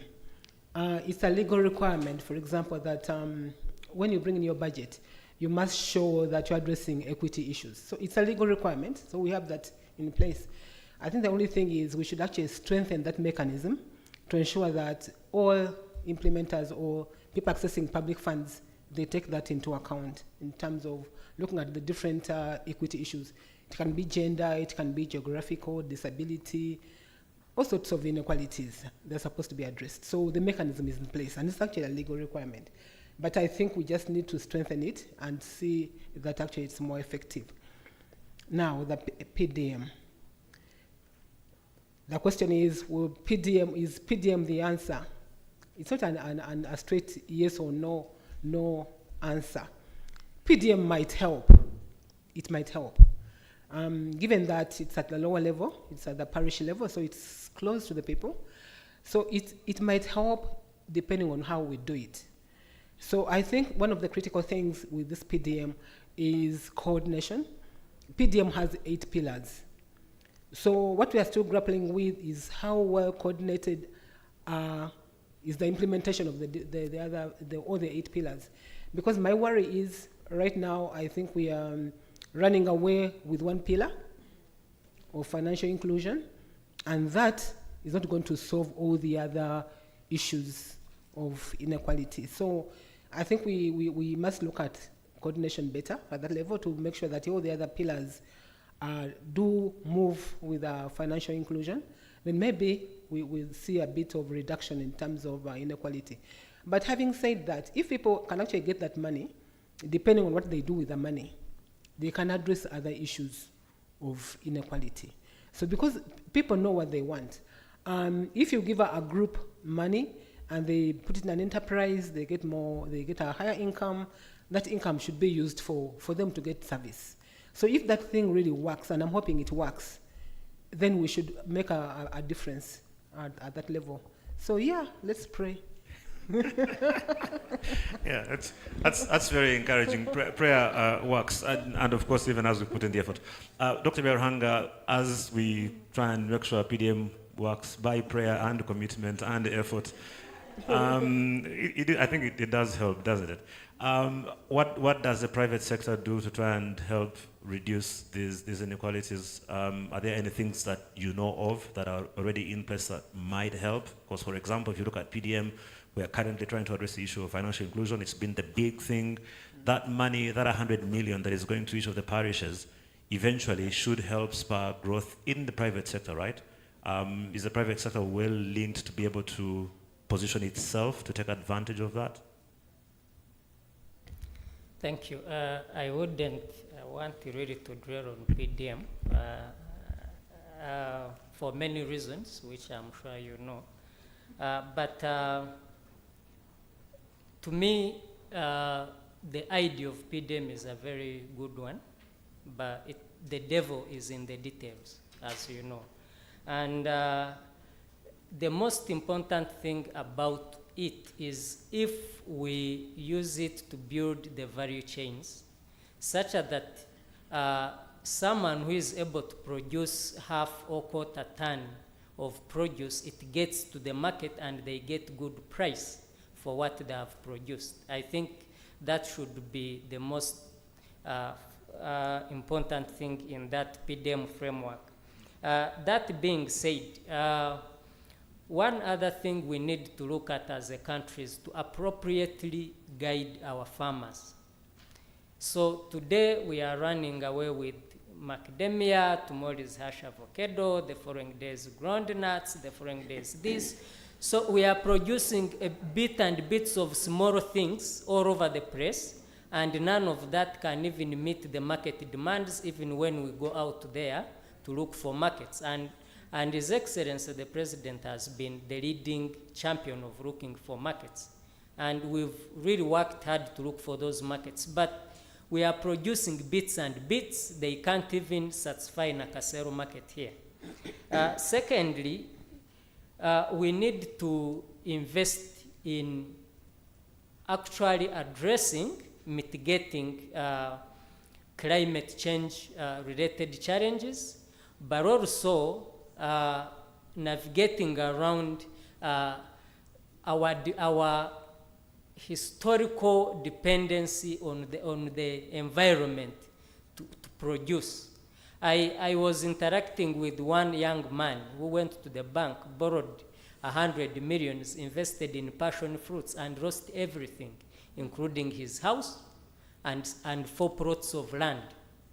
Why? Because he had anticipated rains never came, had no irrigation systems, he went back to zero. So that's another thing we need to look at. The other is we have a lot of talent mismatch, and I think my colleague online spoke briefly to that. So we have young people, many of them, this country has invested a lot in education, graduating, but no one is taking them off. And as PSFU, we've had a number of programs with the development partners like EU, even World Bank, in skilling the young people, attaching them to companies to get skills, but how many can we skill? So we need to have a conversation around academic institutions producing graduates that will actually do work and be productive. Yeah. Then maybe the last one is, again, the Ugandan women are the most actually entrepreneurial, and they are the biggest owners of the micro, small, and medium enterprises. So currently we are partnering with the World Bank, with the Ministry of Gender, to implement a project called GROW, Generating Growth Opportunities for Women Businesses. And this is, of course, again, a drop in an ocean when you think of how many women entrepreneurs we have in this country, in terms of trying to empower them, skill them, but also support them, because, again, one of the biggest challenges the private sector in this country faces is access to finance. And just to end with what I started with, it's not a question of being able to save. Even you can save. Even if you save 5,000, you've saved. So it's a question of how much are you able to save and how far is it going to take you. I think that should be the core of the discussion. Thank you. Yeah, thank you very much. Sheila, I see you nodding your head furiously. Do you want to add anything quickly to that before I open up the discussion to people here in the room and online? No, I think Mr. Berhanga has really knocked it on. Even if we save, how far can it take us? But I think the advice should be people should save in order to invest that money, not save for the sake of it. Yeah.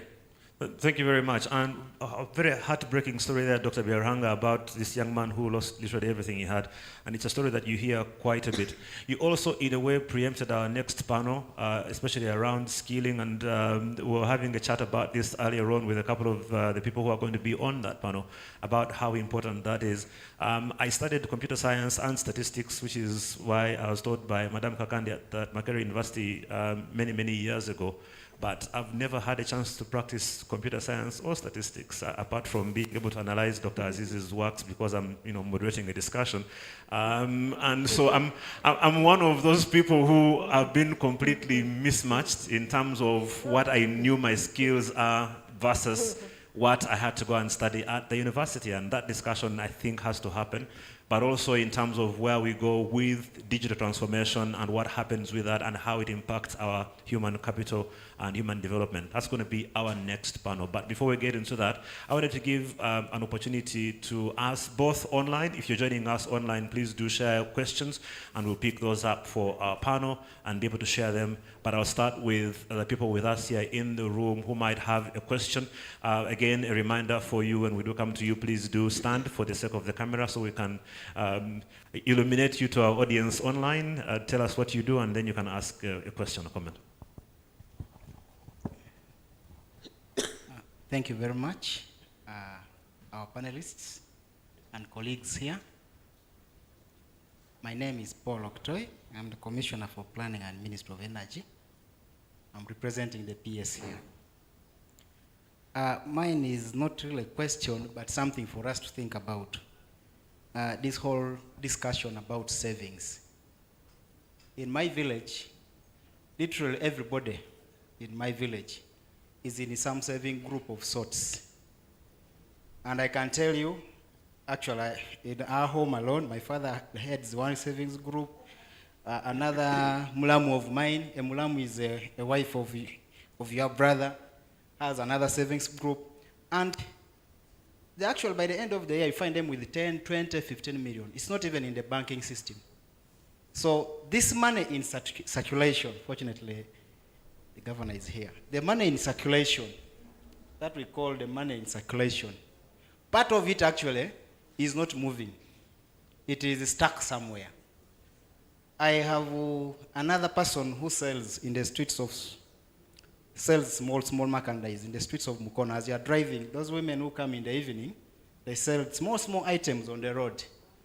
And every day, she saves 10,000. And all of them are in groups. But they keep their money. At the end of the term, she has two kids who are in secondary. She pays each of them 1 million. So today you save 10, tomorrow 20, but the minimum is 10. But they collect it and it's not put in the banking system. Then there are these ones. There is a SAC we belong in the village. I basically support them. We have close to around 35 million. And the SACCO member said, no, for us we're not putting the money in the cooperative society. There is a cooperative society called the Yaled. The Honorable Fokasilo is our neighbor, you could be knowing.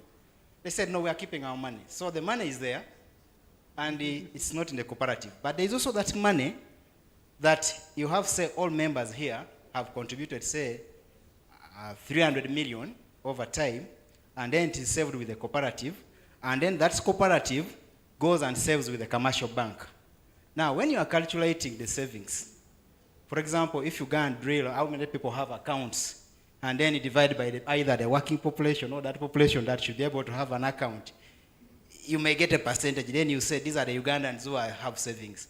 And then maybe if you do a survey through UNHS from UBOS, which you basically sum about 15,000 households in the country that you follow, you can ask a few questions on savings. So what I want to say is that, honestly, what I seem to say is that we need to see how to have a clear operational definition for savings and how we get, because the number of accounts, we may have one deposit in a commercial bank, but behind it there are 1,000 savers at different levels. So I think there's something more to be thought about that, and then people invest in physical assets.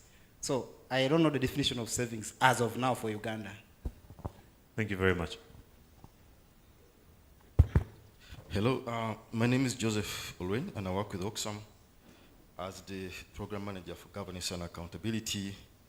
Thanks to the good report. I would have been interested also in trying to see what are the drivers of inequality. What are the underlying drivers? What is driving that is leading to what we are seeing? Previous CSO analysis has shown that some of these drivers are policy in nature. inequality doesn't just happen by mistake. It's by design. It's by the way policies are designed. It's by the way they are structured. It's by the way they are implemented. If you come up with a policy, let me see, a fiscal policy that's going to tax a particular product which is used by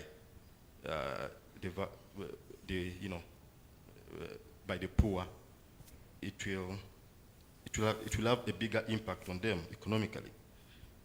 Now,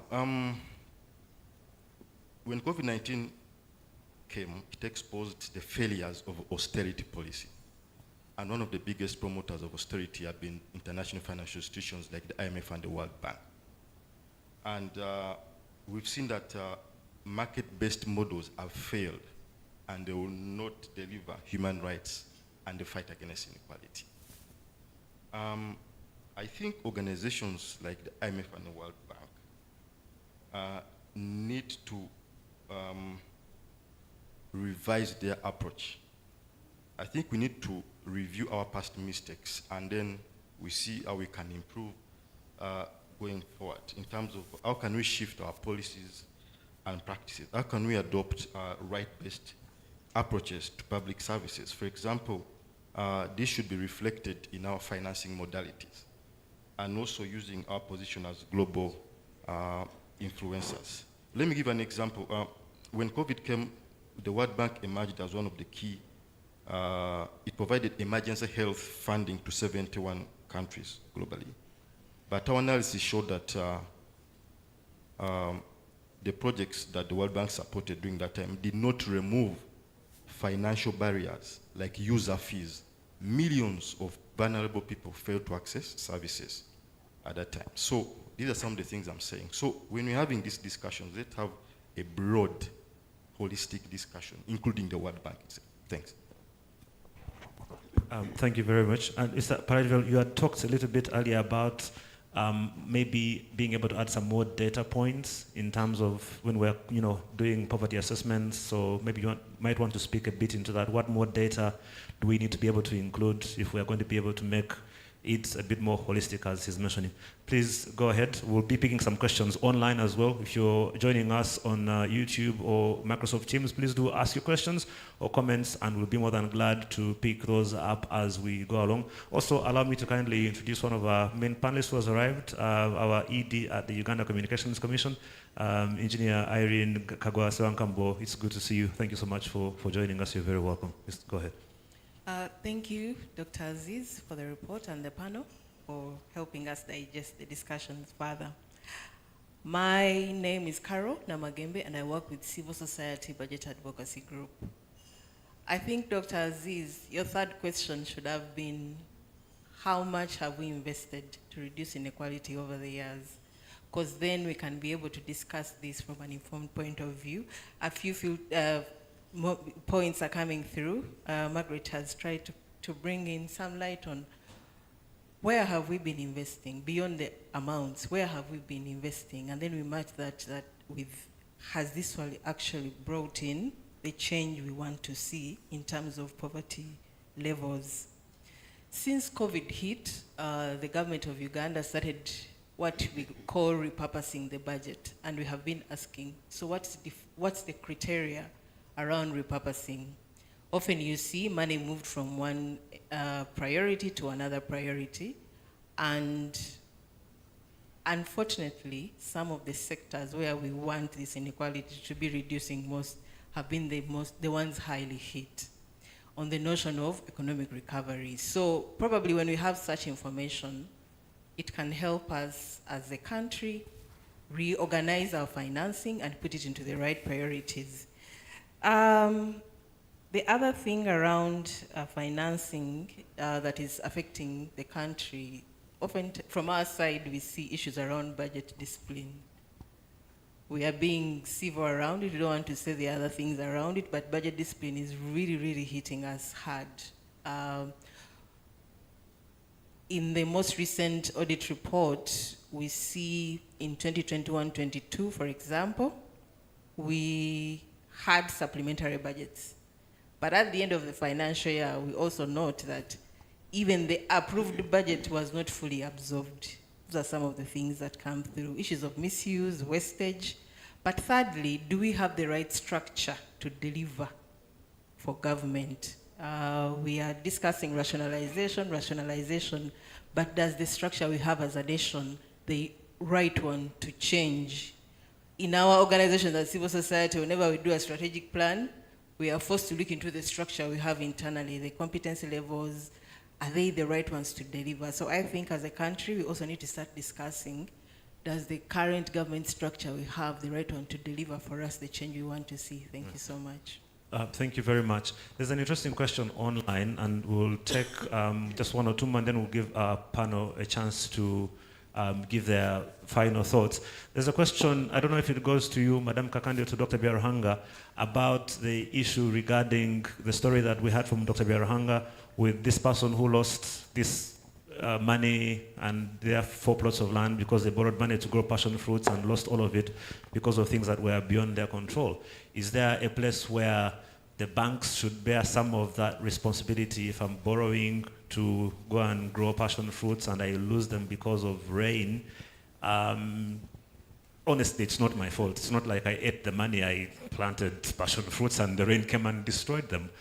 How do you provide, a solution for someone like that? What do they do? So please do help us answer that.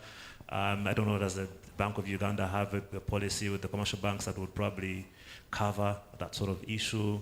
So something to ponder and give us some thoughts on. We'll take one more and then hear from our panel before we take a quick break for our next panel discussion.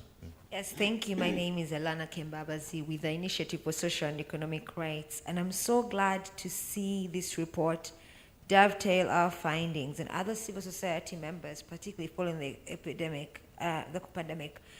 One of the things that stood out to me was just the central role of public services. In the report, we find out that if education, its ability to curtail poverty goes on to the next generation. So if you're an incomplete primary education, the probability of being vulnerable goes to 15% relative to households where the head or family has no education. So it's so striking that we see such a central role for education and health in the report in terms of vulnerability to poverty. And then we dovetail that with the findings, and you talk about investing in human capital and social safety nets. Uganda right now, as you're trying to do fiscal consolidation, Ministry of Finance, we've been asking you to ring fence. Please don't touch health, education. What we're seeing right now in the coming budget is you are touching health, you're touching education. When it comes to World Bank projects, we don't see sufficient investment in public services. And I say public services because this very same report points out how only 48% of the poorest children, so less than half, are able to visit health facilities and access medicines when ill. And they go on and they talk about the main contributing factor for inequality in access to health services was monetary well-being. So obviously money, out-of-pocket fees, like my colleague has said, are a cost. So I think more than ever, we need to double down on investment in public services. Our last healthcare exhibition online has shown us Ugandans are shouting, and yes, we do need it free. And so how much you put in matters, and we need it free by right, but also because people are paying taxes. And they're wondering, why are we paying taxes if we are not getting health services, we don't get education? We talked about the lack of productive money. I know someone who has 200 M in an account. It is seated. It is not invested, it's seated. Because they're on the elderly side and they could get sick and could need to go to hospital. This money could be invested, this money could be doing other things, but it is seated. So there's a real cost when we don't invest in public services. So just add that. And maybe the last thing I would like to add is I would have wanted to see a stronger focus on child labor coming up as one of the consequences, one of the things, as you rightfully point out, with poverty going up and education being inaccessible, there's been an increase in child poverty, and ISA has and child labor. ISA has a whole report on that. Thank you. Thank you. And of course, the brain drain that we are having. Also, the person who has 200 million shillings lying around, can you please give me their number?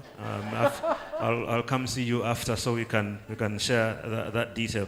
There's a question here from Edith Batenganya online. She says that as we're asking all these questions, there's a fundamental one that needs to be given attention.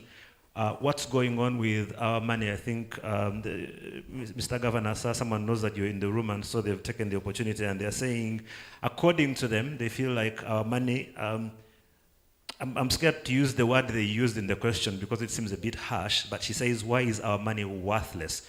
Why is our purchasing power so low? It's also contributing to poverty in the country. If you work so hard to get money but spend it in a blink of an eye only on basics, how does someone then get to save? So I guess that speaks to purchasing power of money and what we can be able to do about that. So I want to go to the panel. I'll take just one more, please make it very brief, and then we'll come to you, Sheila. Any parting thoughts from you if you want to respond to anything you've heard, and then we'll have a quick parting shots from each of our panelists before we go into the next discussion on digital transformation. Thank you very much.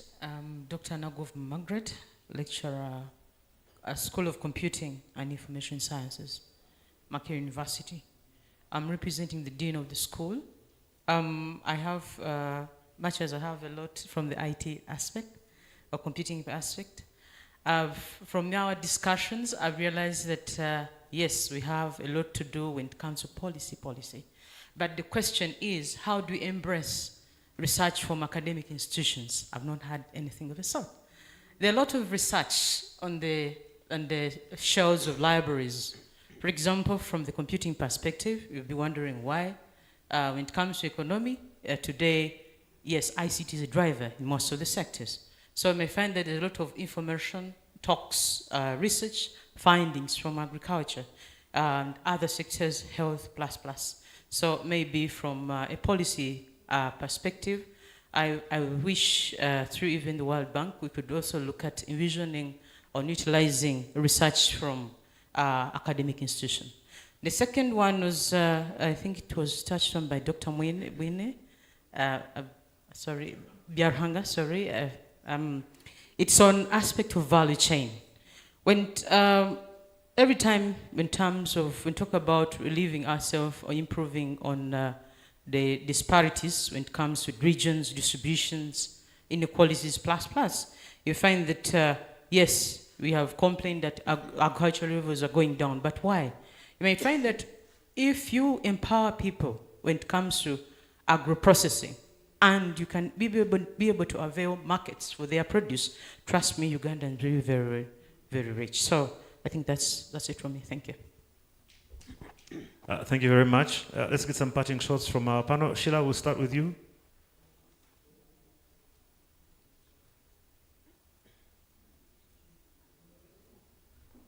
I think you might be muted, Sheila.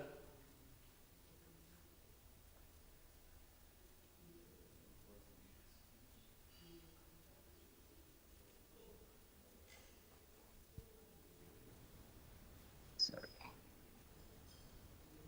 Is it on our side? Sheila, we can actually hear you. The problem could be from the main meeting hall. Okay. Oh, now we can hear you, Sheila. Go ahead. Okay. Thank you very much, Mwine, and all the participants that have really contributed to this discussion.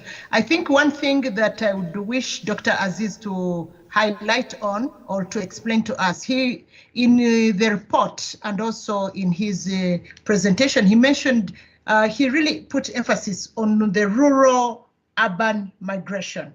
Leave agriculture, come to the cities and look for employment, paid employment. I'm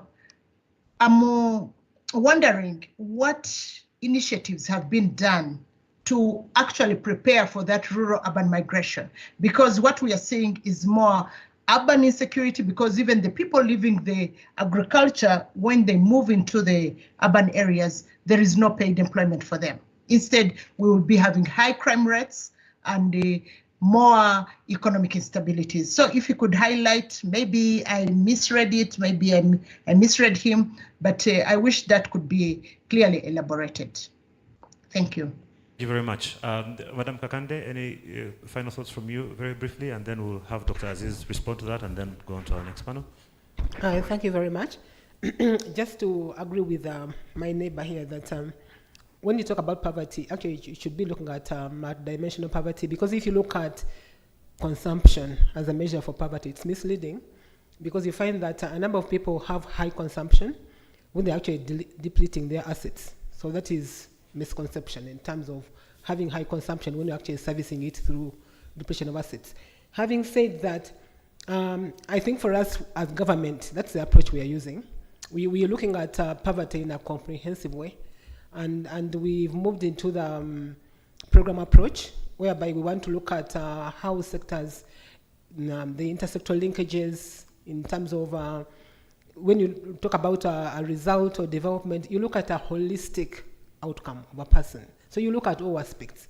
And I think it should be the same approach that has been taken in terms of poverty analysis. Right. Thank you. Thank you very much.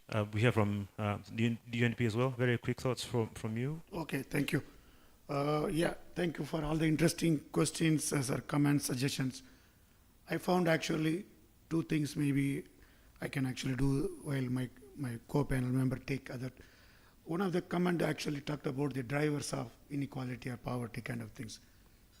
And UNDP, as the World Bank and all, we have done a lot of analysis. What is actually drivers of, poverty, inequality in different country, developmental context. But yes, there are actually, we can identify broadly three groups, three categories. One is structural in nature. When you talk about structural, it's a kind of long-term, like gender equality, like the inequality related to the colonization, or kind of, it's all part of the going on for hundreds of years kind of things. So that is the one, is that structural drivers which actually kept persisting the poverty inequality situation. The other one is actually policy driver, which has been highlighted. Some of our socio-economic policy, whether it is fiscal policy, monetary policy, credit policy, or access to education, health, it's directly, indirectly contributing to the poverty inequality. That's has been highlighted already by the floor. The third also has been talked about in the World Bank presentation. It's about the kind of crisis, shocks, which is also like whether it's a COVID or any other things. It's just basically also aggravate the poverty inequality situation. So therefore the drivers are multiple, vary to country.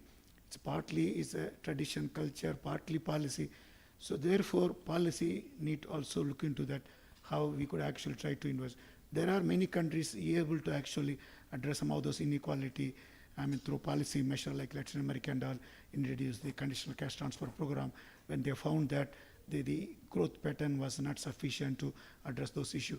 So therefore, the policy option also need to be looked into based on the drivers of, because the drivers vary from country to country. So therefore, policy option need to be there. My second point I want to quickly do that. Okay, on the data issue, the moderator said that okay, sometimes there is not actually more frequent data available for analyzing poverty inequality. Even like any countries, typically once in 5 years, they do household survey. So sometimes you have to wait 5-6 years to get the latest poverty data, inequality data, if there is anything can be done. But that is what actually we need to find way. Given this all kind of crisis comes huge, poverty inequality implication, how do you actually, we need to find some innovative methodology or data approaches so that we could at least get, it may not be accurate, but at least get some kind of quick, idea about the poverty inequality implication. There are attempts being used for example, satellite images, like try to, through satellite, they're trying to see the power consumption, like the street light consumption, or mobile data actually usage, or all kind of other things. So that's one type of one. The other one, there are also, some countries try to use administrative data, like tax and other type of things to see. So that is what actually UNDP or World Bank, other development partners see, that given that there is also like a frequent poverty inequality data, is there is anything we could do to at least also try to see, get somewhat more frequent, some kind of even a rough proxy data, and that would guide us for addressing the multidimensional poverty inequality, because that's actually is the also varies from even within the country, one region to another region in a big way. So that's all I wanted to say. Thank you. Thank you very much. Dr. Yaranga? Thank you. I'll try to respond to some of the issues that were raised. One, is there a place where banks should bear responsibility when a company makes loss? Unfortunately, all commercial banks look at is to recover their money, so they don't care. But that's, I think, where institutions like PSFU, UDIB, and others should come in to support. And we are working on that as PSFU to get one patient, but also cheap capital to help some businesses of that nature to recover, but also to grow. Two, how to embrace research. Recently, I was at an event with the Makerere University Research Innovation Fund. And one of the things that came out prominently was that there is a lot that is being incubated there, but like Doctor said, it keeps on shelves, or professors who are doing those innovations think they can at the same time be off-takers of those innovations, and they end up doing very small, something that could potentially be a multi-billion kind of business. So I think there is a need for a nexus between the researchers, innovators, and the private sector to have those innovations scaled up. Two is about value chains, and I'll give you a quick example. PSFU are implementing a project called Enhancing Lead Farm Structure for Youth Employment, which is funded by MasterCard Foundation. And so far, we've worked with only 37 lead farms, what we call lead farms, big companies. But it will surprise you to know that in just less than 3 years, they have created over 100,000 jobs, dignifying jobs for young people across the country. And the stories you hear from these people, it's not a job where you're just getting a paycheck, but it's a job where you're able to supply an off-taker and you're able to make more money from your small produce, and there are many of them who have really benefited from such an initiative. So value chains, it's a very important thing if we must really help our farmers who are the majority of this country. Right. So I think the conversation we should have should cease to be about what government can do, what private sector can do, what development partners can do, but more about what can we do together to facilitate the kind of economic development that we need to be able to reduce inequality. Thank you. Thank you very much. Dr. Aziz, you were asked to respond to something. If you can come and do that very briefly, and then we'll wrap it up. Thank you very much. That was such a nice discussion. So many good questions. Music to my ears. Can I respond to several questions or only one? Okay. No, I will try to be as efficient as possible. So the first question about data. Let me promote something. So we are conducting phone surveys almost every month. So we know what's going on after COVID, what's going on with Ebola, what's going on with Russian invasion to Ukraine. So we try to measure this. So I'm going to send you the link, and I encourage everyone to look at the briefs. So we are trying to monitor what's going on with food security, with education, with access to vaccines. So we try to look at it. Of course, measuring poverty using phone survey is almost impossible, but it's a separate story.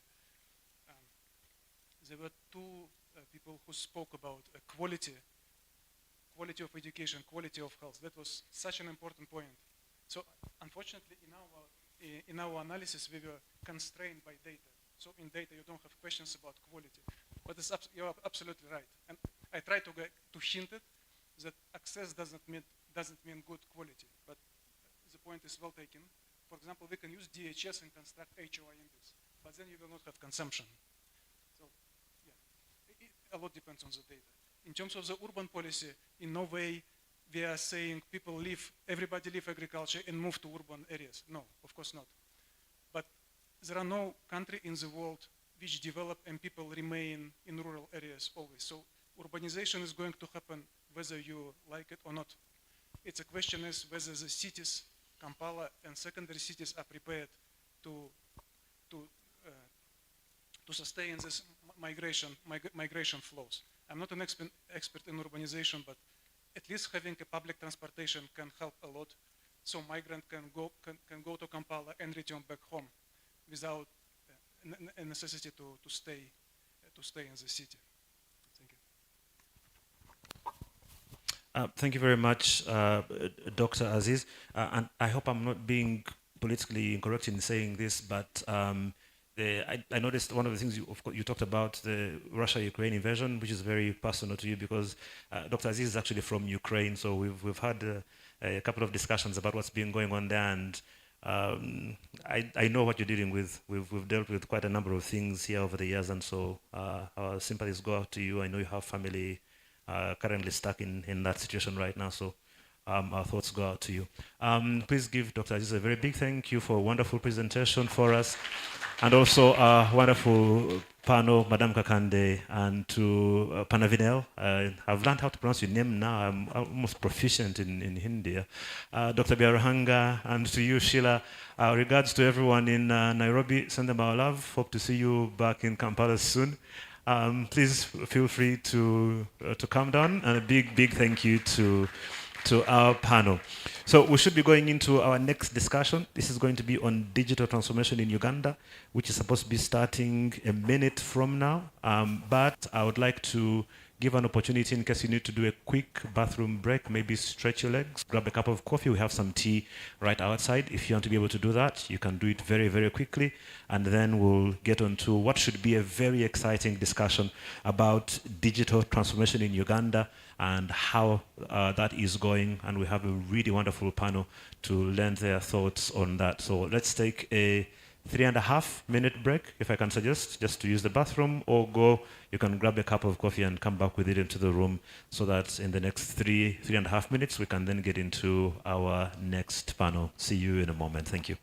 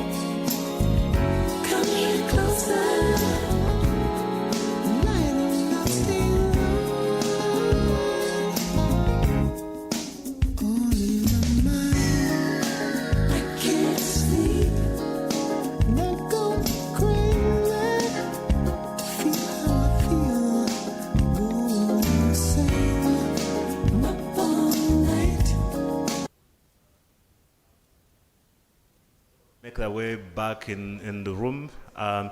Solomon, if you could kindly act as my chief whip and just sort of push or shove everyone back into the room so we can get going with what should be a very exciting panel. And for our online audience as well, thanks a lot for staying with us. We'd love to hear from you.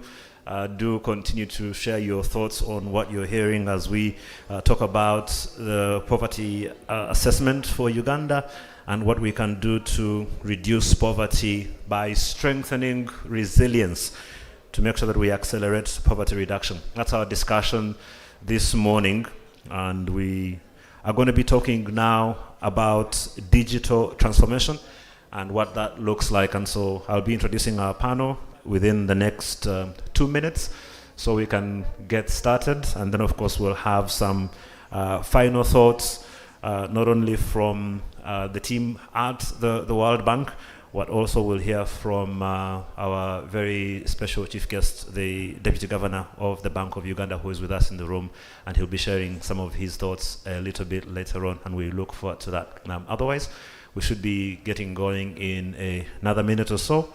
Thank you very much.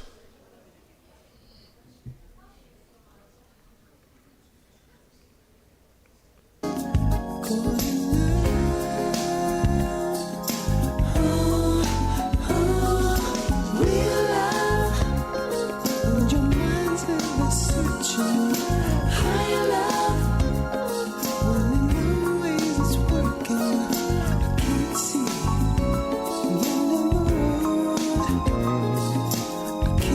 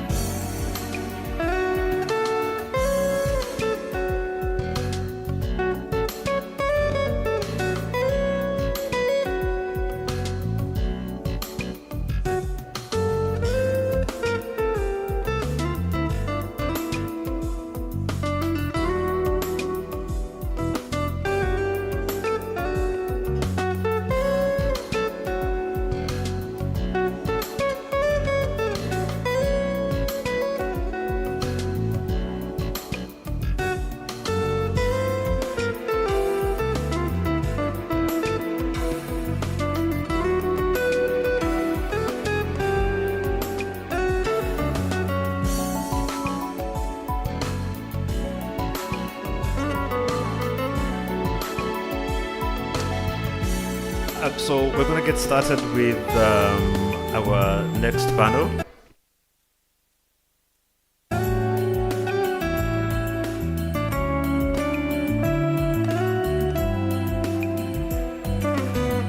Let me introduce our panel, and we'll start for the benefit of our online audience, and then of course we'll be able to pick it up with the rest of the people in the room.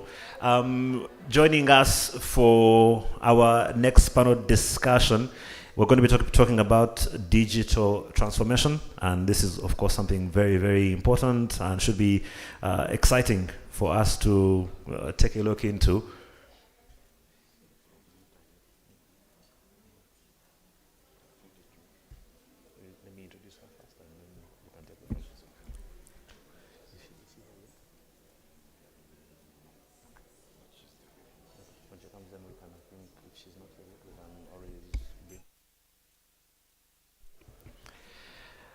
So as we get started, thank you so much for joining us for the next panel. We'll be talking about digital transformation, and joining us to share their thoughts on this very, very important issue, a group of special guests. And I'll start by introducing the Executive Director of the Uganda Communications Commission, Engineer Irene Kagwa Sewankambo. Please give her a big hand clap as she joins us. And of course, UCC is right at the heart of leading digital transformation in Uganda. I'm sure you probably have a thing or two to say about Dr. Aziz's report. He did say some things about our costs and all of that. We're also joined by Mr. Japhet Adito, who is the Managing Director at Airtel Mobile Commerce Uganda Limited. Please give him a very big hand clap as he comes. And of course, Airtel Mobile Commerce Uganda Limited splitting from Airtel when the two now became different companies, and I'm sure you'll share some thoughts on that as well. We're also joined by Ms. Pal Gakazi, who is a startup growth strategist, but also wears very many hats, including leading the team at Collaborate. But I wanted to introduce her in my favorite description of her. Pal is a farmer. Don't be fooled by her looks. She knows how to milk cows. This is a true story. Please give her a big hand clap as she joins us. And we should be joined by someone from NITAU, the Business Development Manager, who should be joining us in just a little bit as we get started. And then, of course, would love to hear from our online audience. So please continue to share your thoughts. We want to hear from you and get some thoughts from you on what we're doing with digital transformation for Uganda and in Uganda. Engineer Kagwa, if I can just start with you very briefly in terms of what we heard from Dr. Aziz, your very quick thoughts on that vis-a-vis digital transformation in Uganda, because one of the things that he talked about was the penetration of mobile services and telecommunications and the fact that our costs seem to be still quite too high, and that seems to be affecting our poverty levels in Uganda and also our ability to accelerate poverty reduction. If you can just speak into that briefly as we start, and then we'll come into the rest of the discussion. Thank you very much, Ben, and good morning, ladies and gentlemen. I actually came in and was enjoying the last discussion and had to fight not to get into the discussion because I'm one of those who ends up saying all the unpopular. So I have to warn you about that. Firstly, yes, when we say ICT spur growth, we have come from the days when ICTs or communication was just all about calling Ben, hi, how are you? Are you there? Can we meet at Pioneer Mall? I know you're in the days of Pioneer Mall. Others maybe had some more interesting areas. To the days now when everything seems to be fueled by ICTs. You go anywhere and the first thing you check is there Wi-Fi, or can I roam? Do I have connectivity? And as soon as you feel your signal is a problem, you're going to be screaming. But we very many times forget about those who don't have. So just to put it in perspective, we have about 33 million subscribers of telephony. But in a population where we are like 42 million, I'm sure the statistics have already been shared about what proportion of our population is youth, or below 18 for that matter, 52%. So we are saying that that's the other population. Now that's a good assumption. That's a good way of looking at it and saying, so that means everybody must have. The reality is no. Because if I went around and did a quick, quiet survey, because if it's public, everyone will tell me they have one phone. But a quiet survey would reveal most of us have multiple lines. So the ultimate population that is connected is still small. Now that has a big implication on our country. There is a case study that I keep enjoying referring to where one of the operators put a new mast. And when you look at it, it's in zero waste. So you're like, here, what's going to come of this? And as soon as they put the mast, they saw traffic shoot up. Meaning these people found reason to go online or to communicate. But again, that's not true for the whole country. There are people who these telephones are all about. So I get the phone.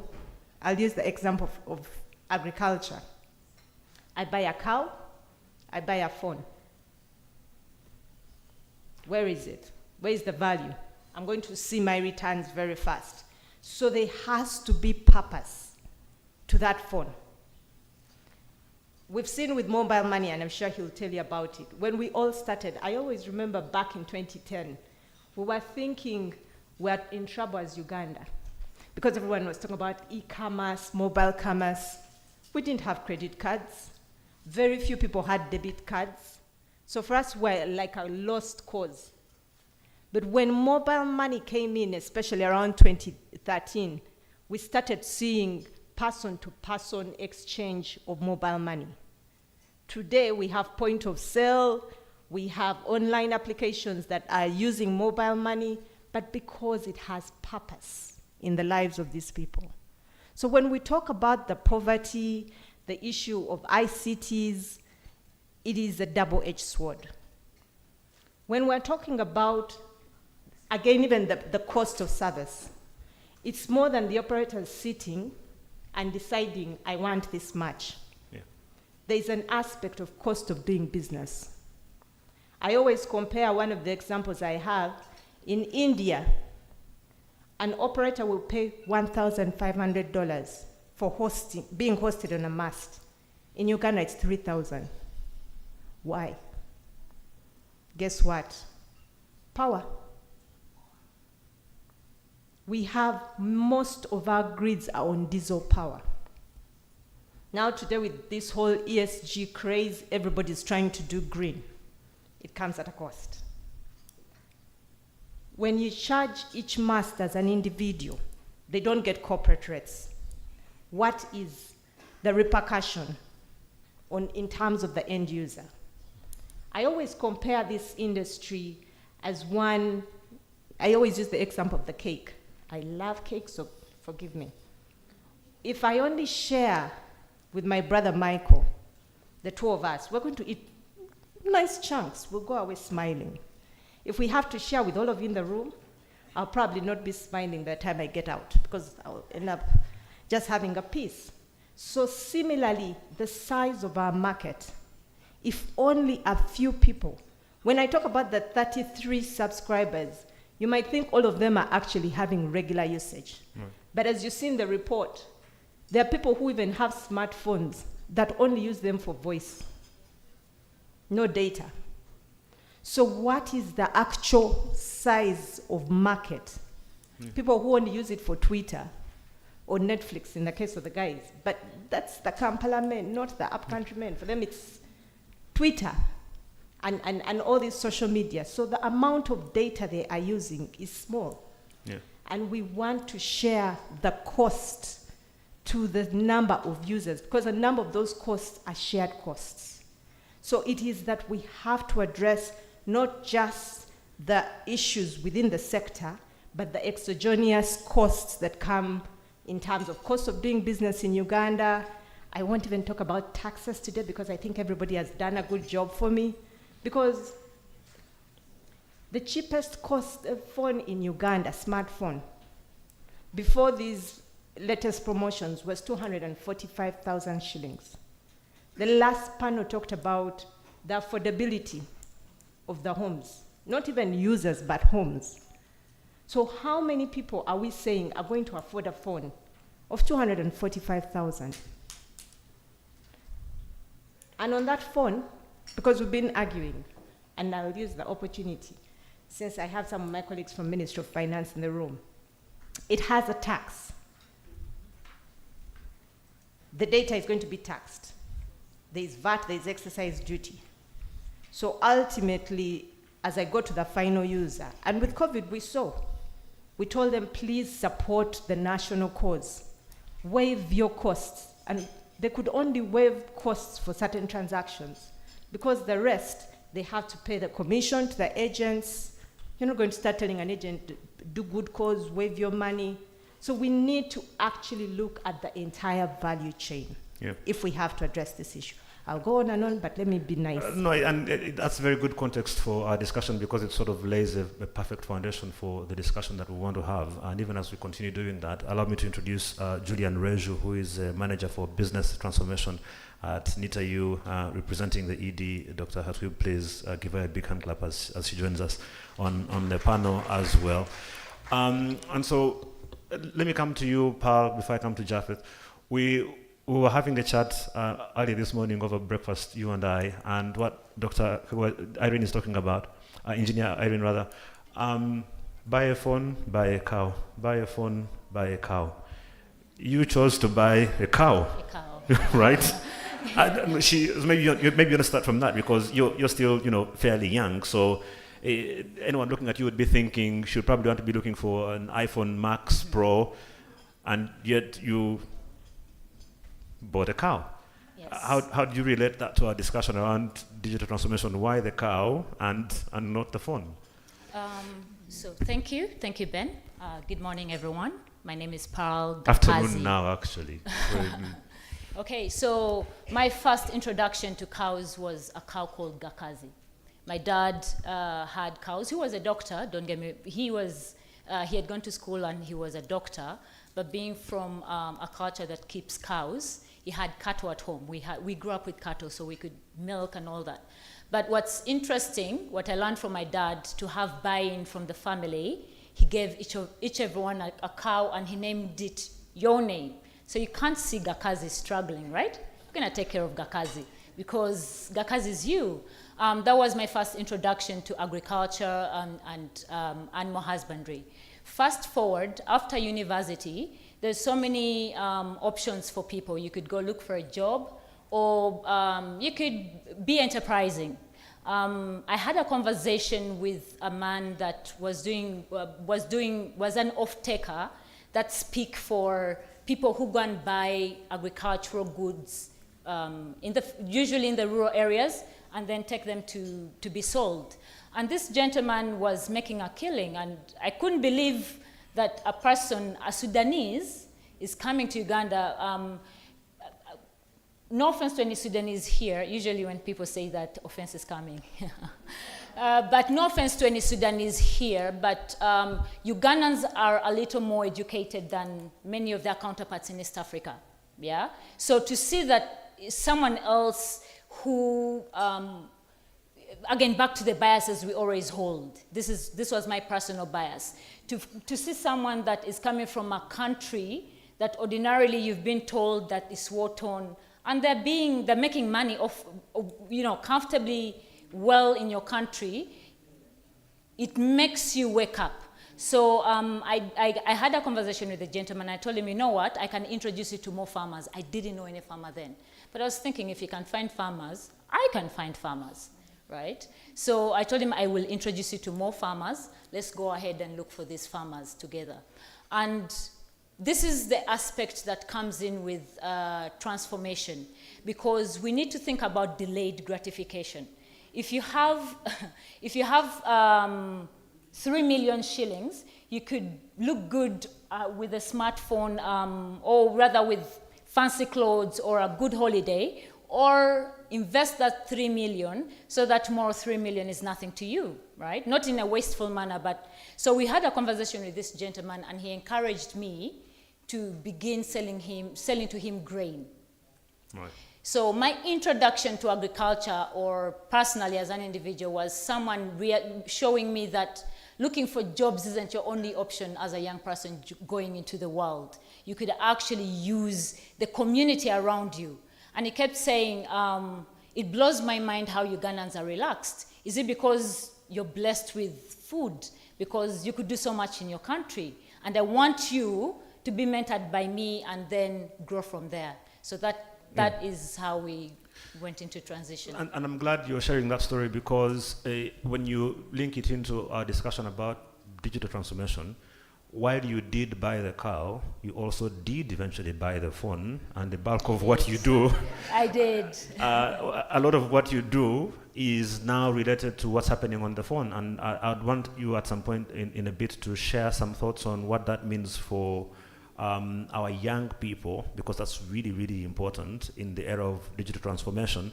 I keep arguing now. I did computer science at the university, which I've never had a chance to practice, as I mentioned earlier, but I've discovered that I don't have to get a visa to go to Miss Diallo's country now. I can be able to make money off of her people sitting in Kampala. I have an account on Upwork. I have an account on a website called Indeed. And I can tell you that I, Ben Mwine, have been able to make a few dollars, maybe more than a few, by sitting in my apartment in Chwatli on my phone and doing some remote work for companies in the US. I've been able to moderate 1 or 2 international conferences because someone saw my profile somewhere and said, we think you can do this online. I said, yeah, why not? And I did that because of having a phone and a profile. And so there's opportunity, because there are no more borders as far as the digital economy is concerned. And so I want hear from you what that means for our young people a little bit later on. Let me start with Japheth and then come to Julian, first of all, on the slightly more technical stuff, because if I'm going to be able to make more money on Indeed and Upwork, I need to reduce the cost of my data. Right now, you and MTN are literally the only companies here, and you're killing us with the costs as we have had. Engineer Sewankamba has tried to defend you a little bit, saying your costs are high and all, but Japheth, you're making too much money off of us. What can we do to help you reduce your... Can you make a little bit less profit and help us also make some money to reduce poverty in Uganda? Thank you very much. First of all, I want actually to say that, we need to look at what digital can do to our lives. And when she was explaining, she was discussing, actually, I'm a daily farmer also. And my biggest cost is actually when you forget to serve your dairy cow on time, because then the cost of running that project becomes very high. And one of the things that has helped me is there is some app now whereby you can actually be able to program and you can be able to get alerts when the cow is on heat, and then you can be able to serve it. So all these things are possible through digitization. It would be very difficult for me to deviate from what Engineer Irina said in terms of why we are not able to bring down the cost. I was checking with my colleagues on how much we are spending on diesel to run the network. It's quite expensive today. And if we are all on the grid and there's a way of reducing, I know we are putting a lot of effort to go more green energy, put some things on the solar to try and bring that cost down. So obviously if the cost comes down, we can be able to offer the service at affordable rate. But also there is an underutilization sometimes. All our sites are 4G. From many years, all our sites can carry data. Actually, the only thing is, the other day we were debating is why don't we also put voice calls on the 4G network? Because today if you receive a voice call, it can downgrade you to 3G so that the call can be carried. But our thinking actually made me think when I was joining university. Actually, I'm also privileged to have gone through computer science, University of Nairobi in 1996 to 2000. And we were debating how Microsoft was able to make it easy to penetrate the world with the PCs and everything. They offered operating system at no cost. And then they onboarded applications that would run on that operating system. Then what I was asking myself is, suppose the government was to sit down and say, we need actually to push this digital to the next level. We are removing all taxes on devices first, so that everybody can access the device. Then consumption of data will go up, the price will come down because obviously of economies of scale in our networks, and then the government revenue will not come down because you have more people included and more people using our services. So for me, that is one area that I think we need to look at. But when it comes to cost to the consumer, I don't look at it from only perspective of what we charge. I also look at it from perspective of access.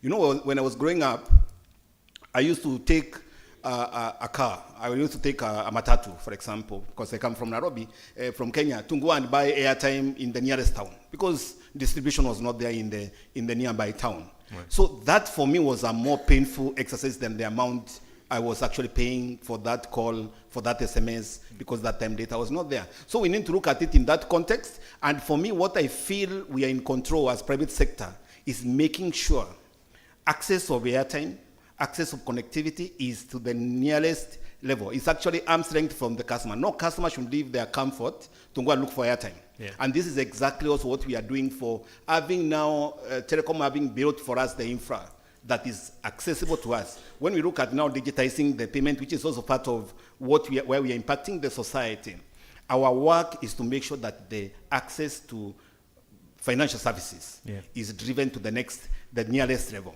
And I will talk in general. Yesterday we had a big campaign. We had a launch yesterday with UNCDF and Airtel Money. And what we are trying to say is that Uganda has no shortage of innovators. Right. What has been lacking is open platforms.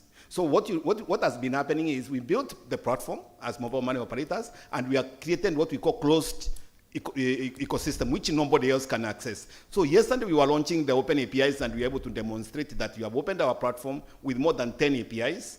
Anybody who now want to digitize a business, you need just to engage these. I normally count them as there are about 1,000 or 2,000 fintechs Right. who actually can digitize your payment, including the cow project you are running. You don't have even to think technology. There are young people who will cost you maybe not less than $5,000 to give you a platform that you can be able to manage your business. For me, this is what I think we need to talk more about, rather than look at the cost of data, which I know will come down as things move, but we need to look at how do we then use whatever we have to enable access to this data. Thank you very much. And again, your point does make a lot of sense, because we have grown in leaps and bounds. I remember a time when in my village, you'd have to climb a tree to be able to access network. Engineer Irene will remember this. She said, I remember those days, so I'm sure she remembers the days when you would spend more money to go and buy airtime than the airtime itself, and you had to buy a service fee card. Mr. Muhumza will remember. I think you would, I'm sure Honorable Okupa would know this very well. I think a service fee card, you remember, 30,000 shillings to buy a service fee card, so the governor might have spent a bit of money on that as well. It sounds ridiculous that at that time you had to spend money just to be able to access the network, which is what I think you were talking about, being able to avail the platform, and then people are able to get on, and you'll get them when they're increasing the usage. Let's talk a bit more on the governance side, though. Julian, the World Bank GovTech Index, Maturity Index, which measures the institutional access to digitization in Uganda, seems to be at a very advanced stage. We are ahead of most of our peers here in Africa. And yet you still hear that there's very little inclusion, and the inequality is still quite a lot. If you go to a BIM and ask the cow to use the internet, he might tell you what is Gmail. How do we make sure that we fix that gap in terms of digitization, especially from the government side? Thank you, Ben. First of all, I want to apologize for coming in a bit late, and also apologies from ED Nita. Nevertheless, we are here. My name is Julian Arweju, Manager Transformation. Good afternoon, ladies and gentlemen. I missed a lot of things. It would have been good to hear some of the stuff from my counterparts, but nevertheless, we are still government. Now, from the government perspective, again, our role is to provide an infrastructure. We cannot talk about digitization if your infrastructure is not there. And that was the first things that we tried to do as NITA through the Ministry of ICT. And we did the connectivity, which everybody talks about, the internet. Of course, our focus was more on government entities, institutions. We got some little friction with our partners like the telecos. But really the focus was how do we make our entities more efficient using technology? And then we went into that drive of connecting all government entities across government to provide them with the access. We are still not yet there. We are almost about 40-something% to connect all our government institutions across the country. What does that mean? Not all entities have access to our own systems like our, IFMS and so on and so forth. We are still working on that. But those that we have actually connected, we are now looking at another step. Can we also digitize the processes? Because we can't go directly to our people. We are talking about the poverty and so on and so forth. We wanted to first internally as government sort out ourselves using digitization. So with that, the cost of internet within government in a way reduced. And with that, it meant that we are able to at least provide institutions with, with internet, and we are able to share information and data and so on and so forth. But we have gone further and said, okay, as government, yes, much as we are trying to sort out our internet access to provide these services, because all that we do at the end of the day is for our people, the public, right? We want to digitize our services so that we can extend them and they can be easily accessed to our people. So we said, okay, some of the internet that we have with the infrastructure we have, can we also give it to the public for free? That is when at one point you must have had UG, the Wi-Fi, my UG. that we talked about. And this one we're providing it in the evenings. And here the focus was, can we go to the universities? Can we go to the markets? Can we go to, you know? And some people used to complain. There was a time, I think, there's a center in town, I forget which particular. Constitutional Square. Constitutional Square. Yeah. You'd find the young people in the evening all seated there, and people were like, is there a security don't ask me problem? how I know. Yeah. Because they are accessing that free Wi-Fi. So the need is there. And as government, obviously, we cannot start competing with our partners because we work with them closely. Our concentration was government, but also can we extend a little of that to the public? And this we are going to roll out even further. Our partners from World Bank have been kind enough to give us some more money, and we want to extend that now across government. Government meaning across the country, where we are looking at, if you can go to Sorority Market, in the evening you can access some free Wi-Fi. So we want to be a bit closer to our people, our market vendors, and so on and so forth. Right. The other thing as infrastructure, because we want to concentrate on infrastructure so that at the end of the day we can come up with these e-services that we keep talking about, or the e-government that we keep talking about. We've come up with the government integrated platform, which we are calling UG Hub. Our innovators, he has talked about the APIs that now they are exposing. Even as government, we are exposing a platform where even the private sector can access government data. Right now, the banks jumped on it very quickly, where they're accessing the national ID data and can easily provide online services. Right. And we want to expose that to all the other players that would want to access government data so that they can offer these online services. Our concentration, again, I want to emphasize, is providing that infrastructure, that base, so that these e-services, smart services, can because at the end of the day, it all comes down to how we reduce that inequality and provide a very fair, playing ground for everyone across the country. Yes. And so I want us to talk briefly about the opportunities. You've all laid a very good foundation for where we sort of are and what's going on. The question is then, how do we move forward if we're going to be able to accelerate poverty reduction? I'll start with you, Paul. I think in that discussion, you probably hold center point because you represent, I think, the younger people more than any of the people on the panel here. The opportunities that there are. So Julian is saying the government is laying infrastructure. Engineer Sarankambo is saying we are trying to make sure that we do everything in our power to make sure that everything is available across the country. Japhet is saying we are making sure that the person in my village in Kashari can access 4G on that mast as a young person. So it sort of begins to bridge the gap for inequality, right? Slowly, not there yet, but maybe. So, but for the young people, how do they then take advantage of where we are heading digitally to be able to reduce poverty for our very young population? Okay, thank you, Ben.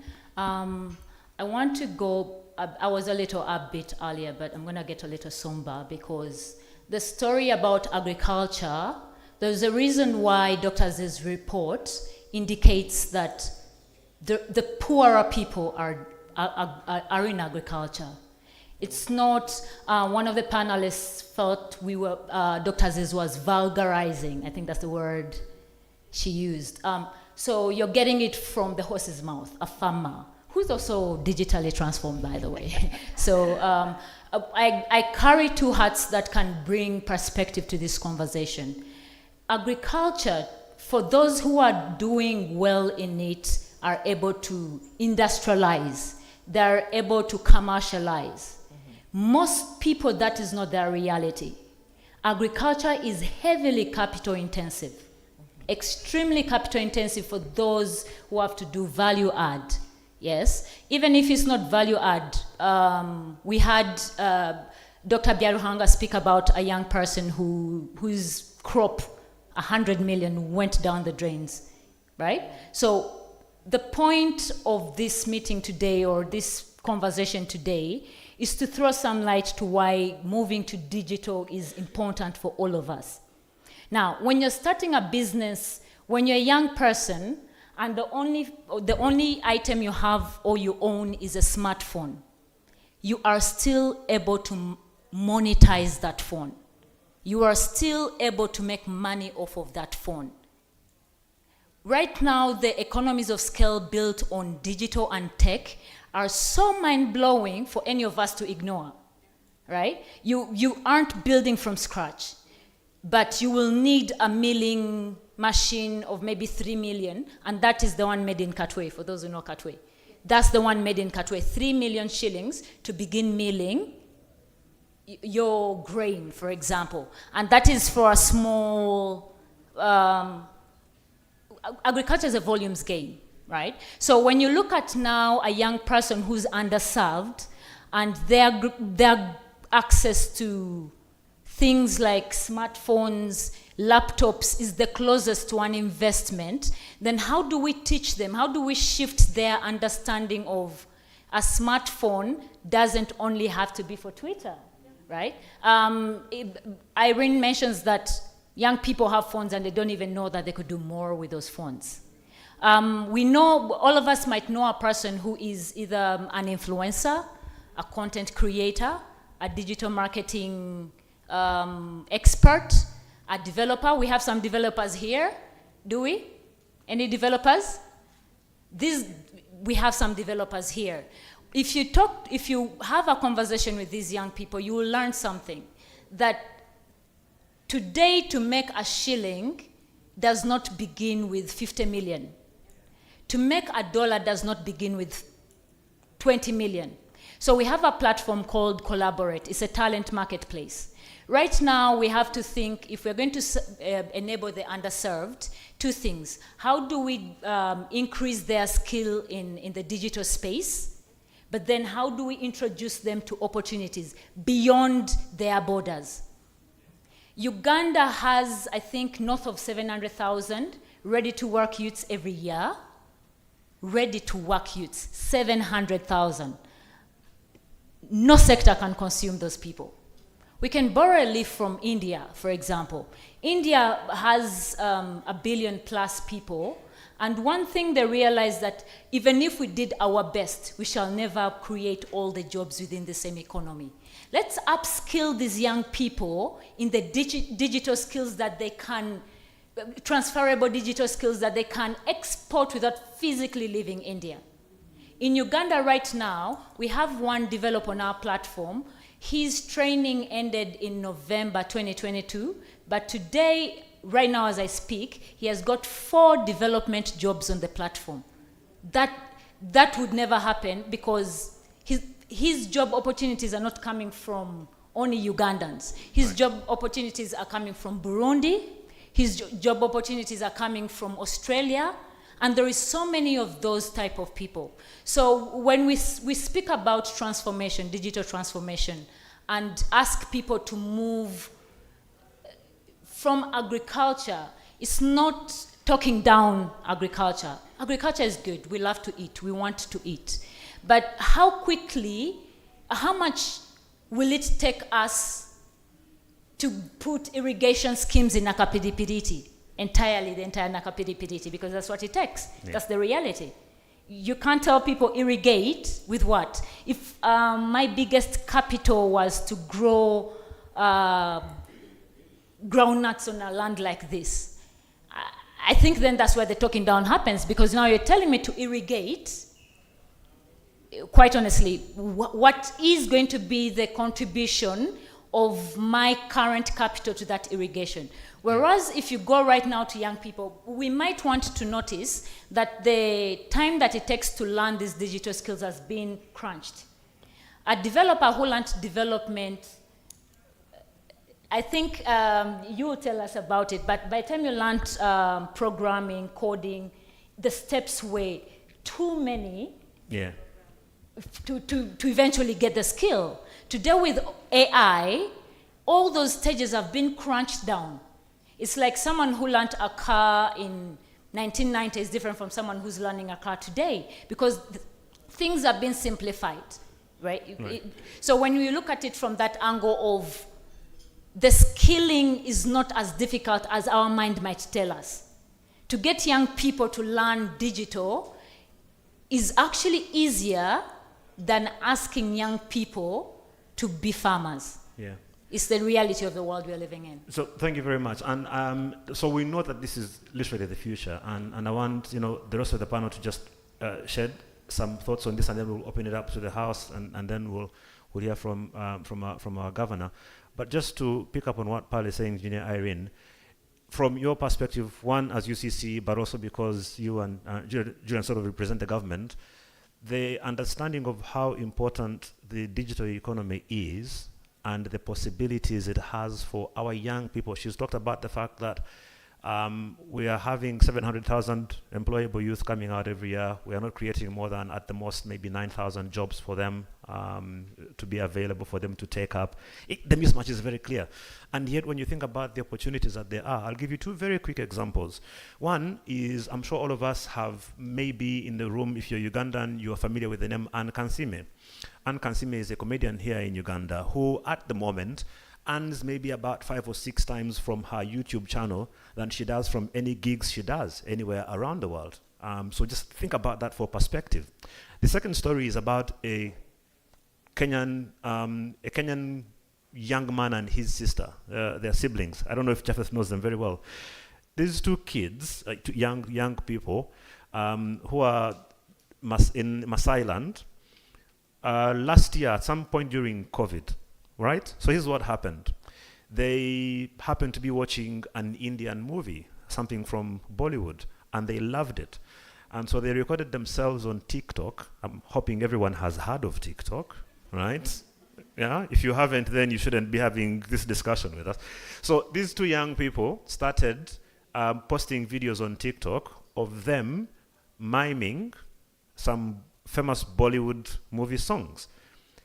At some point, one of the producers from Bollywood landed on this TikTok video, shared it on their platform, and overnight, and I mean this literally, overnight, these two young people went from being poor Maasai boy and girl to overnight sensations in India to multi-millionaires because of their content. I think within about a week or so, their following had grown by like 1.5 or something million people, again, because of how many people are in India at the moment. And they were able to take advantage of that, and their life is now sorted. We all probably also know of a guy called Kaby Lem, Senegalese Italian guy, the guy who does this, and who is making, at the moment, apparently about $45,000 a month by simply putting on a camera every day and simply waving his hands like this. That's what he does. And he's making more money than any of us in this room at the moment. So how do we prepare our young people, Engineer Irene, and we'll come to you, Japheth, and then finally to Julian. How do we take advantage of this to help reduce this poverty in our country for our young people? Firstly, I seek your permission that for me, inclusivity is not just about the youth. Not that I say the youth should be ignored, but I think we run the risk of seeing that this inequality or exclusion spreads across. As discussing earlier with some colleagues, for example, this whole past 2 weeks I've been having to appreciate the phrase, fish don't see water. We don't appreciate some things which for us are obvious. So I had these visitors from the US, and with just them sharing their picture in Bwindi with the silverbacks, we already have bookings of some heavy investors planning to come to Uganda. Because it's no secret, Rwanda is very good at praising themselves. They have 7 families, we have 22, but we're modest. Because for us it's obvious. Food, we have such a variety of food. But going back to the whole issue of what a context we might miss of digital transformation is that effect that ICTs or digital, the whole digital train has on all these other sectors. I've talked about tourism, the elderly, they are not washed off. There's so much indigenous information and knowledge that is going down the drain because we're not capturing it. We don't like reading anymore. We want to watch everything. So who's capturing that content? And then that brings me again, for example, she talked about the farmers. Many of our farmers suffer because we are coping. We are told this is doing very well. We run.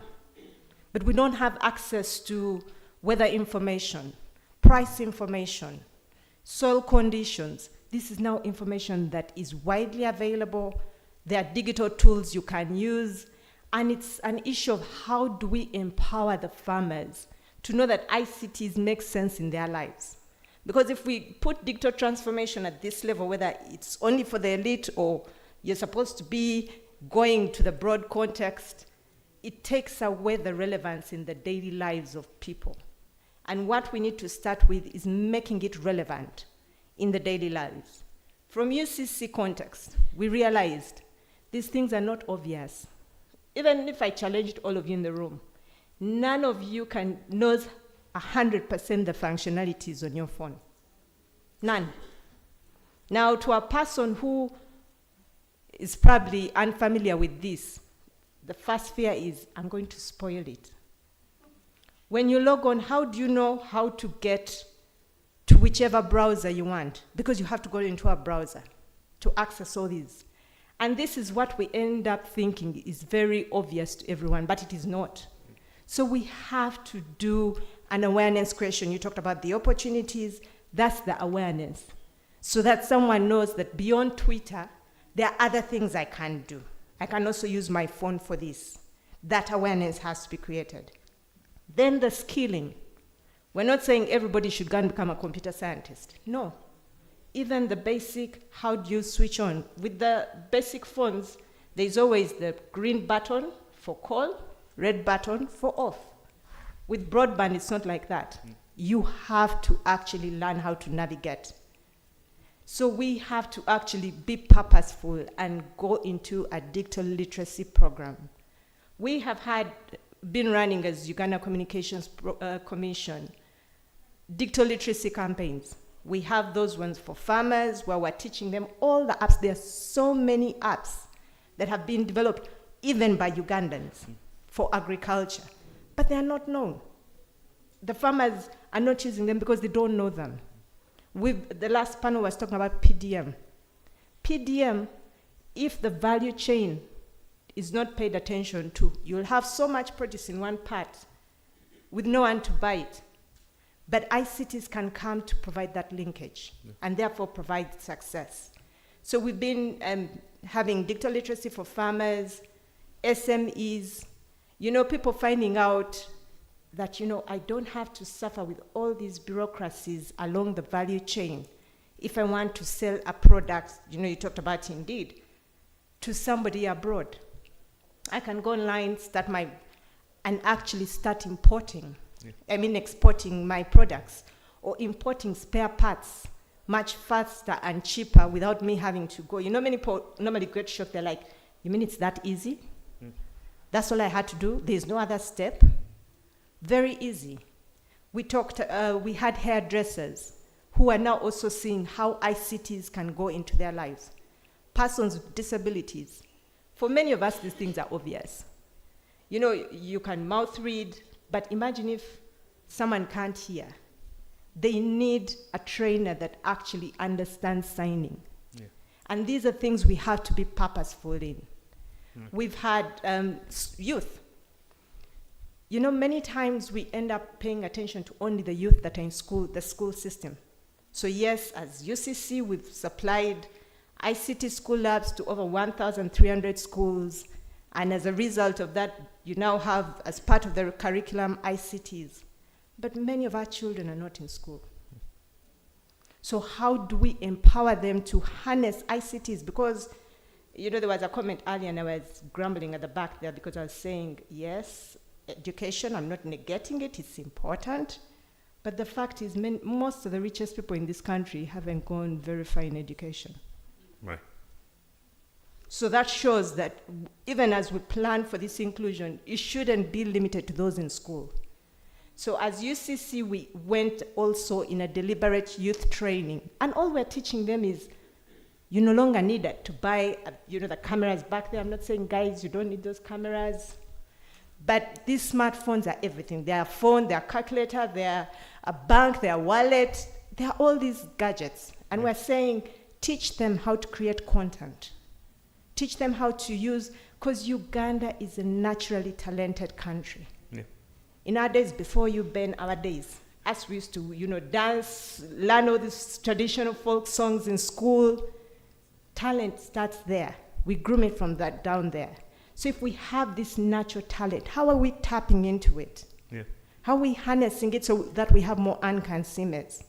How do you create someone who's going to become a local journalist and capture all this indigenous information?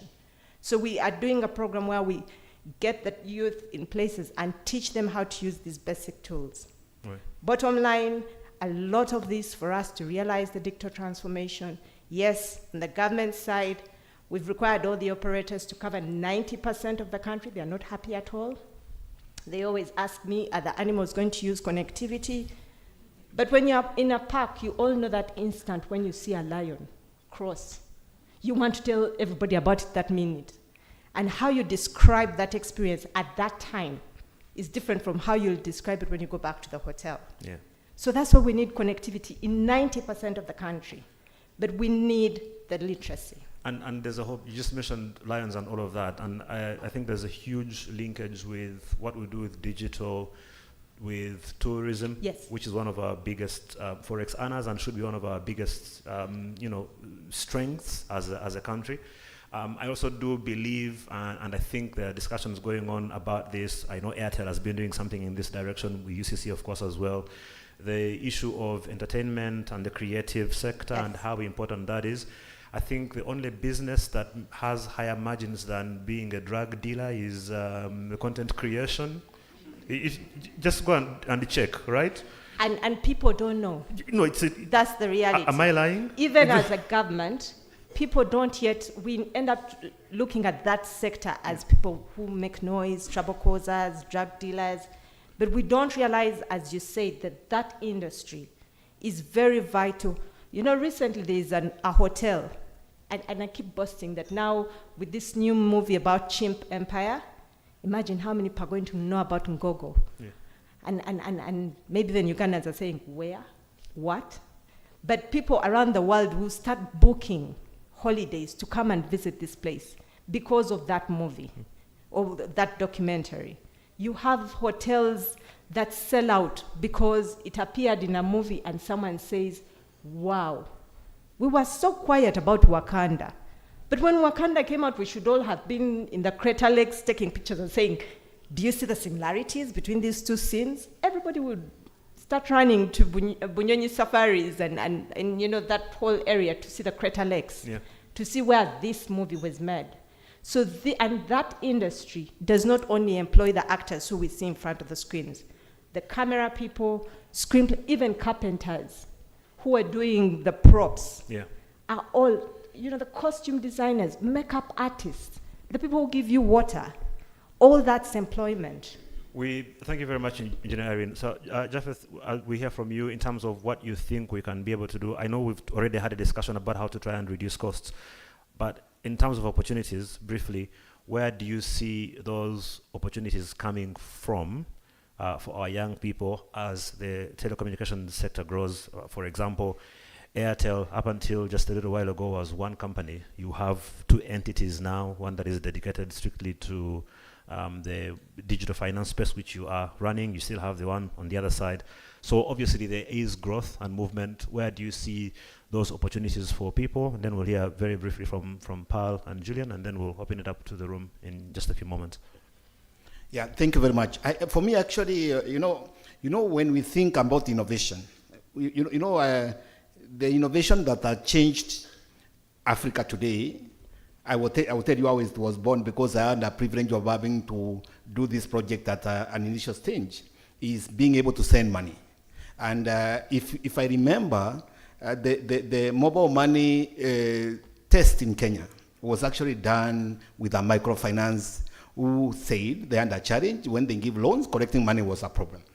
And it was given to some people just to pilot the service. That was in 2005 up to 2007. But the behavior that was observed was instead of repaying the loan with this service, people were sending money to each other. Kenya being Kenya, it had very young population, people like us, who had parents in the rural areas, and sending money was a major problem. We used to go give the money to the bus drivers. Sometimes the guys will go and their children are sick, the money doesn't go to your mother is waiting for the money at the bus station late at night, the money didn't reach out. So it was around that somebody discovered, this is what we need to solve, sending money. And you remember, if you look at it, the only standard for Airtel money, for M-Pesa, it was send money home. Yeah. It was actually that simple, send money home. Let's bring it to the context of Uganda, and I had the privilege of talking to Michael when I took over this company, when it's just been extracted out of the telecom. And we had a discussion to see what do we do to deepen financial inclusion, what do we do with access to insurance, whereby it's under 1% penetration. And I want to tell you how innovations need to be looked at in the context of the digital era. We went to the market 1 year ago, and we were looking at what are the pain points of our traders, especially informal traders. These people who are selling the same tomatoes that you have farming in our market. When we went there, don't think these people are not digital. They are digital, but they're using feature phone, where they can do SMS, USSD, they can make calls, and that's how they order their product. And in the discussion, some of them are very young people, some of them are middle-aged, some of them are aged. And in our discussion with them, they said we have one problem. Our biggest problem is people come, we give them tomatoes, when they go, they call the call center, they reverse the money. I've given the tomatoes and I've lost the money they are paying me. Then in the discussion also they are saying, we ask them, can you get another phone so that we are able to secure? They say, you know what, we can't, because I don't have money to buy another phone. Then the cost of cash out when you receive money on this channel, all these things came.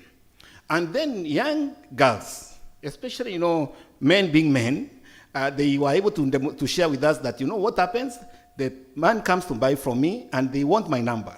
So instead of paying me cash, even when they have cash, they want to pay me through mobile money so that I disclose my number. So we looked at all these challenges, and because of this that 9 months ago, we said, let's sit down and see what we can do to digitize the informal traders, because that is the thing that is going to drive the economy. We created a product which we are calling AMP for micro payments, and that product is purely saying, as a trader, on the same phone that you're having, same mobile personal wallet, you can activate with the same KYC, not going anywhere, a separate wallet. On this wallet, we no longer need to show you a number. We give the till number to you immediately on the SMS, and you can print it and put it on your store. People can come and pay. When it comes to that, we are able to differentiate your personal transaction from the business transaction. So reversals, again, are controlled. For you to reverse in that, we are able to now protect. Oh, wow. On these profiles, we can change the prices. We don't have to charge the same cost we charge for a normal pay-to-pay. Yeah. In a span of less than 6 months, we have digitized 560,000 traders. Oh, wow. The thing that is making me feel like this is the direction we need to take as an industry and look at those masses, is today every commercial bank wanted to offer credit to this sector, because they said initially we knew they are there, but we didn't know how to profile them, how to digitize them. So with this digitization, the next level is now to offer them credit. These people, they are taking loans. Every day they are borrowing and paying, but they borrow at 10%. Through this digitization, we can bring down that to 2%. And for me, that will open the economy. Yeah. Then, in the same process as we digitize this, I want to show you how the innovation we need to think so that we make it a bit practical with the digitization.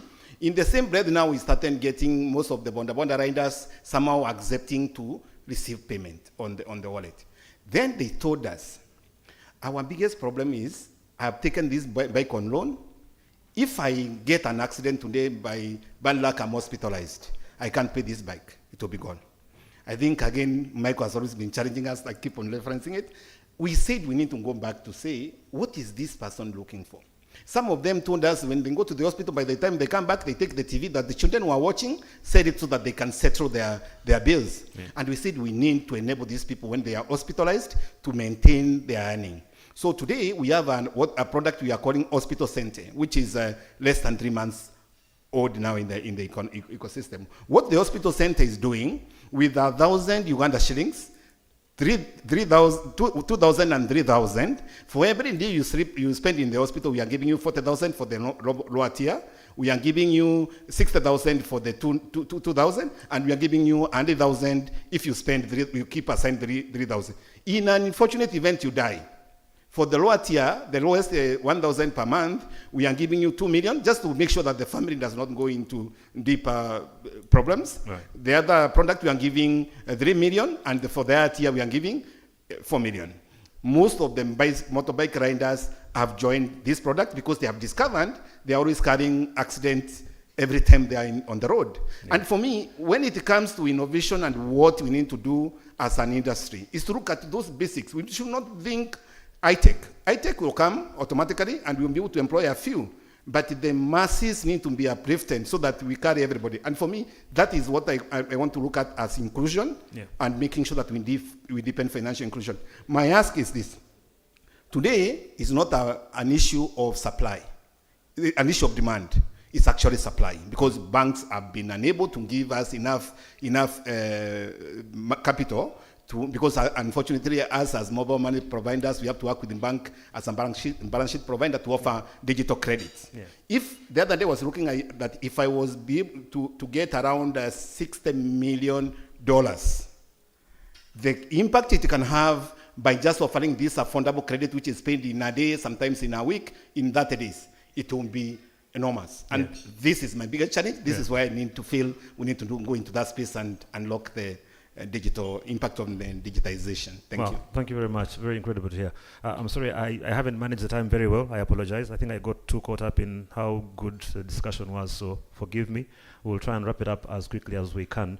Paul, you've got some of the most influential people responsible for digital transformation in the country, also from an economic perspective with us in the room. If you wanted them to do one thing to help reduce this inequality for our young people, what would that be? The weight of the whole nation is on my shoulders. No pressure, no pressure. Yeah.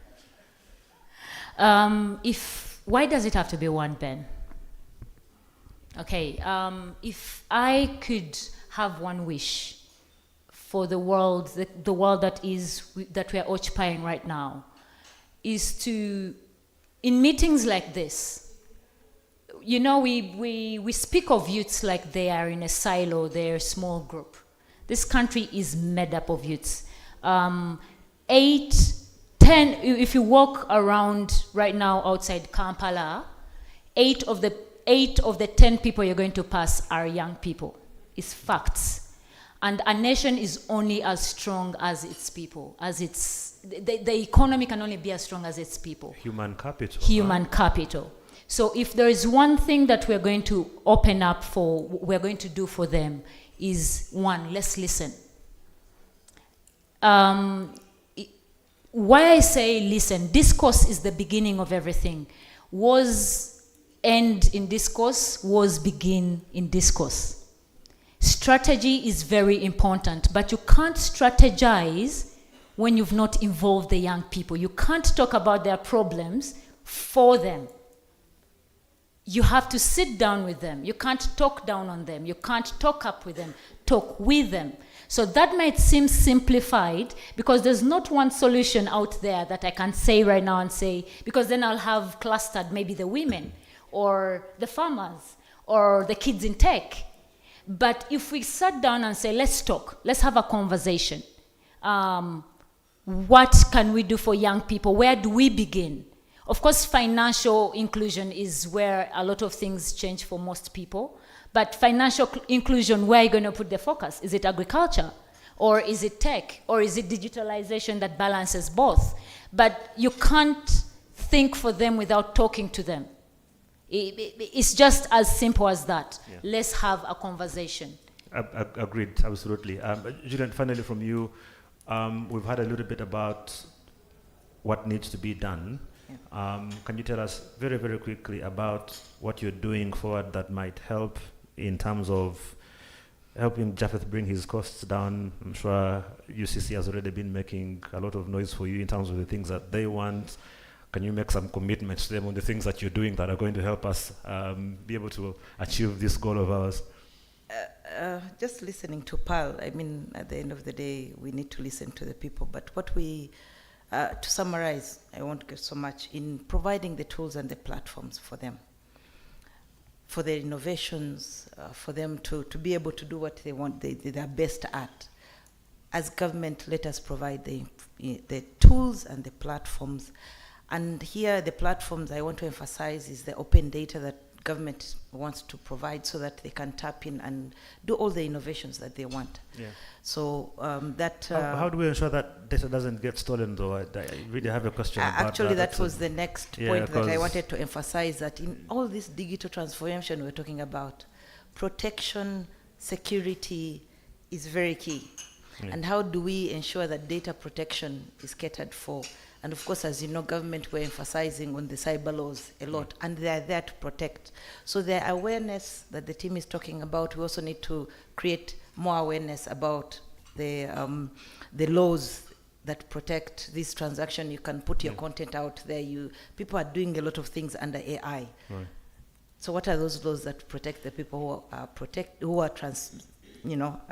doing all the transactions online or digitization? Right. So for me, just briefly, it's more providing those platforms which we have provided, but also security and awareness of what is happening out there, and the government is doing a lot around that, so that we protect our people when we are going in that direction of digitization. Thank you. Thank you. Thank you very much.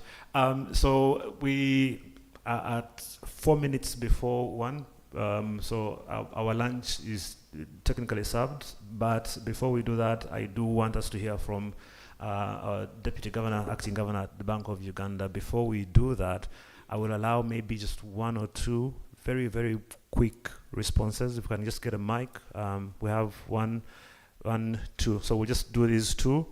In the interest of time, we'll continue the discussion at lunchtime because we'll be together and we can be able to discuss. I think that's the word you used. Yeah, discuss. Yeah, we make sure that we'll discuss over lunch.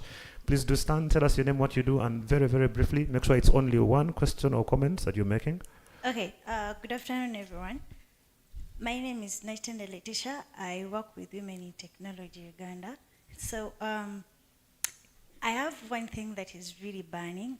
We have a couple of university graduates and they are not employed. But have we thought about getting on these people that are not skilled and skill them on the job? I have been seeing a post running that most of the skills you are using at work, you learn them on the job. And one of the biggest challenges we have, we too works with the people from underserved communities. They are not qualified. They do not have experience. And I passed with one of them, just giving them blind faith, trusting them, and teach them a digital transformation skill like Pearl is saying. Right. We have chatbot developers. In 6 weeks, they are very good. They do not have the qualification. They studied accounting, which is different from IT, and they are being good. So as we are looking at the future of remote work, what are we doing in trusting this young person that does not have the qualification and experience in giving them a hand? And the other thing is still, when I talk about digital transformation, I need a smartphone. Right. I can't afford one. And the M-Copper has its issues. It is one of the kind.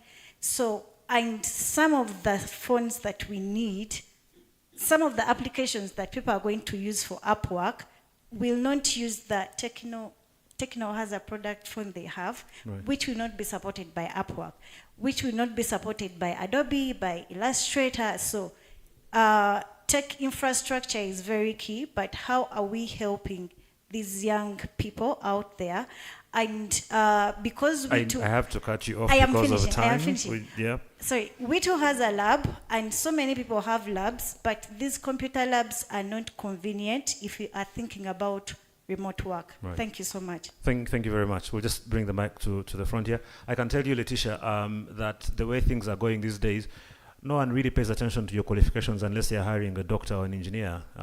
When I'm doing interviews to hire people nowadays, I don't really give a monkeys behind what your qualifications are. I'm thinking about your competences and how good you are doing the job. And I think the world seems to be going in that direction for most people. Thank you very much, our panelists. My name is Richard Jabo. I'm from the ministry in charge of planning and economic development. I've left out the issue of finance because every time somebody sees you, they think about money. But right now, we're grappling with a major, so I'm not one of those money people. You're misrepresenting yourself, sir. So, go ahead, Mr. Jabo. So, we have a serious development challenge, which is employment. And right now, I know that Ministry of Gender, Labour and Social Development is leading us in a process of coming up with a national employment strategy. I want to use this platform maybe to, for our panelists, I'll request for your contact so that we can interface with you, because this is one of the areas we think can unlock a lot of job opportunities. But in the strategy that is under development, I think it was undermined. So we need further consultation so that we can build on that. Thank you. Thank you. Thank you very much. And allow me to say a very big thank you to our panel for doing an incredible job. As I like to say, your school fees was not wasted. So thank you for using it very well. You can please take your seats as you do that. I will not waste time and invite our chief guest, the Deputy Governor and Acting Governor of the Central Bank of Uganda, the Bank of Uganda, Dr. Michael Atingiego, to come and share some thoughts from what you've heard today.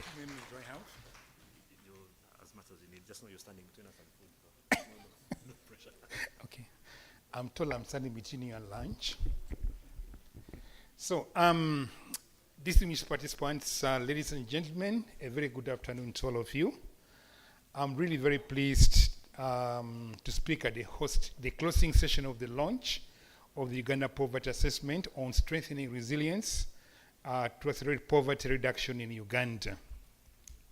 This event has brought together intelligent minds to discuss a topic, and I'm very, very delighted that the World Bank has organized this thought-provoking session on strengthening resilience to accelerate poverty reduction in Uganda. And I want to heartily thank the panelists who have enriched the debate on strengthening resilience in order to reduce poverty, and the participants whose valuable inputs have ideas and discussions have made this workshop very successful. And of course, and not to forget, the moderator for organizing and animating the sessions and keeping things timely and under control. So thank you all. Now, let me turn to some, what I would call the key takeaways. And I'm going to focus on some, but I don't know how deep I should go. I have really three main areas that I want to focus on. Vulnerability. And then let's talk about financial inclusion. And then I'll come into the aspect of productivity. So, starting with vulnerability, as you've all heard, Uganda is vulnerable to shocks such as climate change, which exerts the most urgent risks, with significant fluctuations in the poverty trends.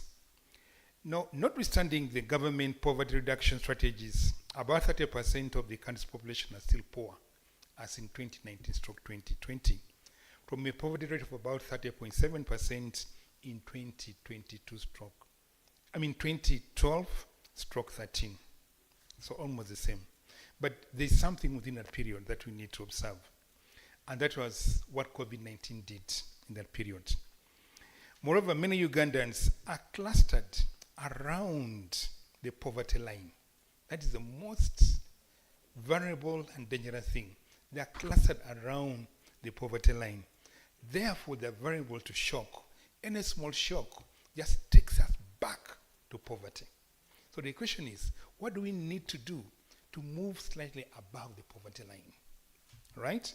So therefore, mitigating the severity of shocks, developing better coping mechanisms, and increasing the coverage of social protection programs are essential in buttressing resilience against the negative impact of the shocks. A key component of sustainable poverty and vulnerability reduction is addressing the country's high susceptibility to climate, health, and forced displacement shocks, as well as exposure of the poor and the vulnerable of the population to these shocks. This is where the discussion should be. Climate change is real. Everyone is responsible for acting against climate change, including at the corporate level. A colleague talked here about a guy who brought 100 million shillings and only for climate change to wipe away everything, and he lost all his collateral. So climate change is a real thing. So we all need to rise up against it.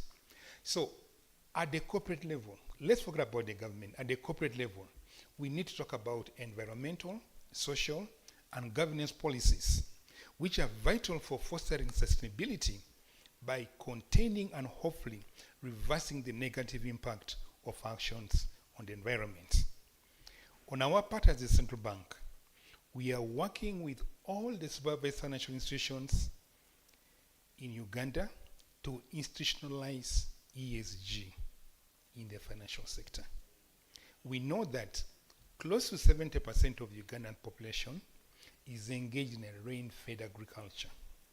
So their incomes are vulnerable to climate change. So when you're talking about poverty, this is where you need to focus, all right? So we believe that securing the environment is essential in securing the livelihoods of these people and therefore mitigating the risk of them sinking into deeper poverty. Social considerations will have to include investments in communities and promotion of financial inclusion to crowd in those at the bottom of the pyramid. Let me backtrack here. When I talk about financial institutions engaging in environmental considerations, we are having a conversation that in your lending policies, what are you doing about preserving environment, about greening environment, about supporting small-scale irrigation, about increasing resilience, adaptability to climate change? We won't have to study your loan portfolio, all right? How much of this is going to these areas, all right? Because if you do so, particularly if you are doing so at the bottom of the pyramid, then you are contributing to it. And also for social sustainability, what are you doing about your investments in communities and also in financial inclusion? Now, the governance standards, of course, here will ensure that the financial institutions align their business models to address socioeconomic challenges by creating value for the societies that they live in, rather than just pursuing profit and shareholder value.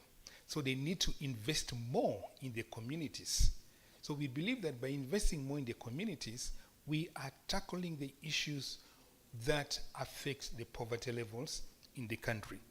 So therefore, we are encouraging all the banks to redefine what business success means at the corporate level so that they become essential players in holistic economic development, including poverty eradication. So that is the approach we are now taking as a central bank to mitigate the impact of poverty. Then agricultural productivity in Uganda is below its potential. It's constrained by the limited use of modern farming methods like you've had. Weather is increasingly volatile, and the use of irrigation facilities is limited.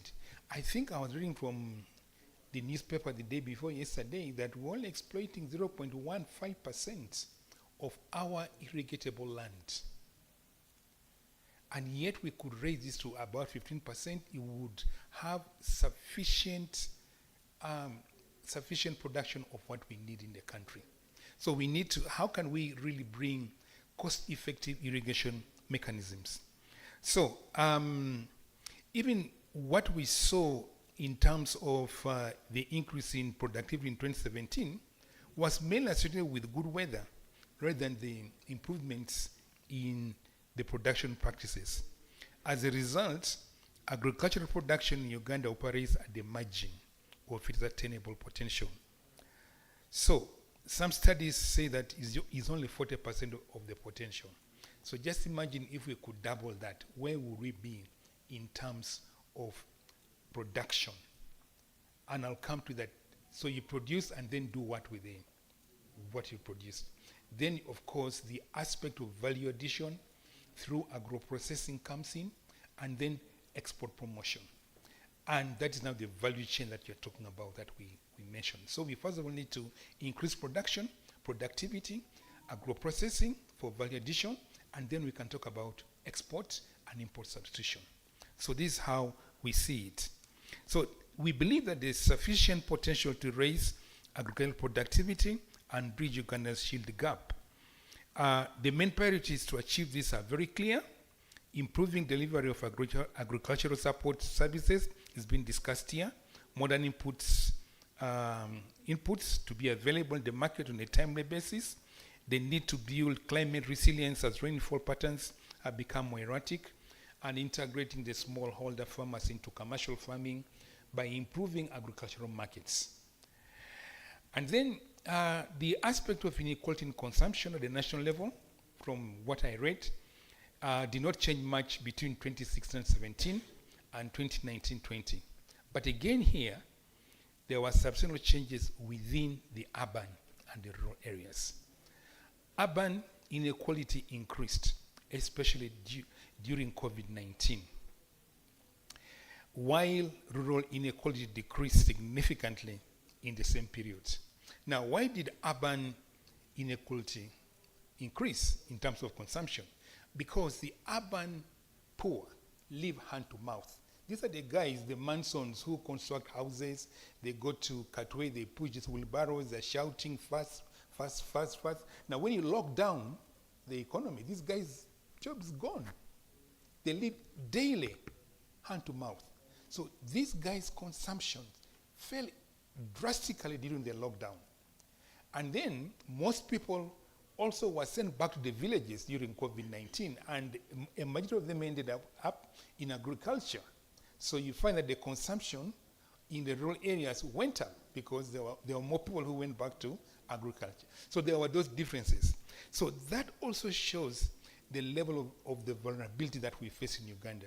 We talk about people coming out of agriculture into other services. But there's a lot of vulnerability there because even a simple shock can send back these people to agriculture, where we don't want to be. So how do we enhance? How do we minimize this marginal staying above the poverty line? I think this is where the challenge is.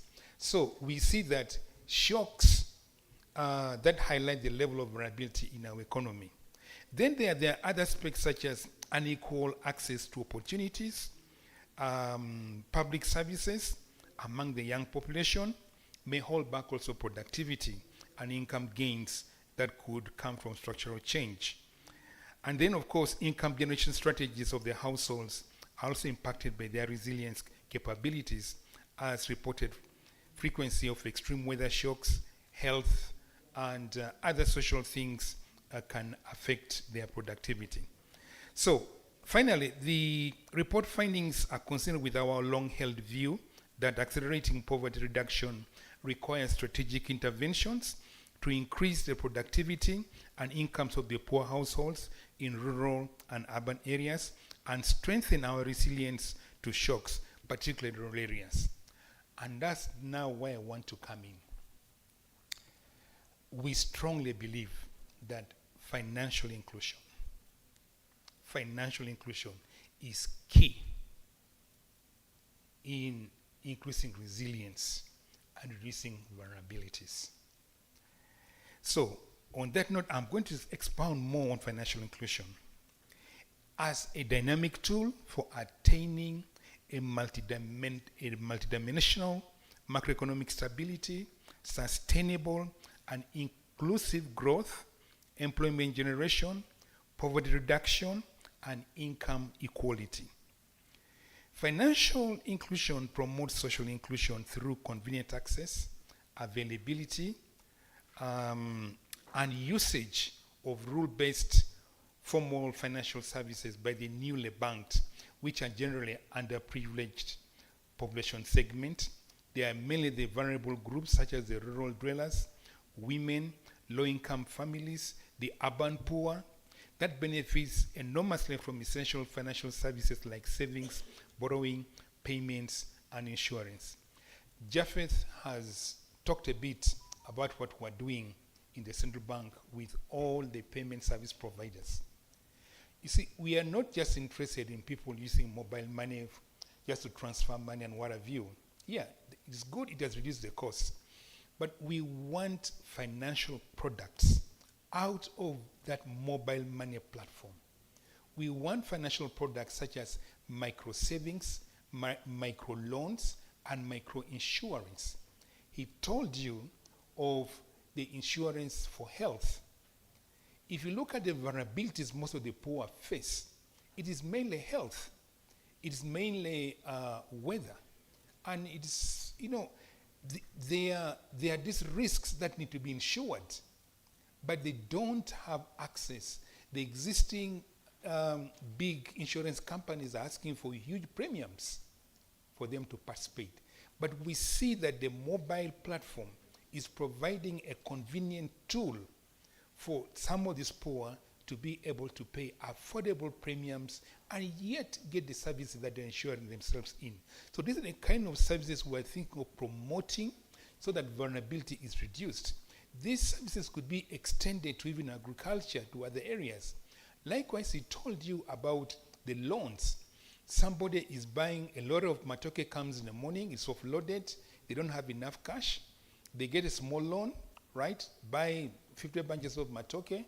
At the end of the day, they have sold the matoke, they paid back.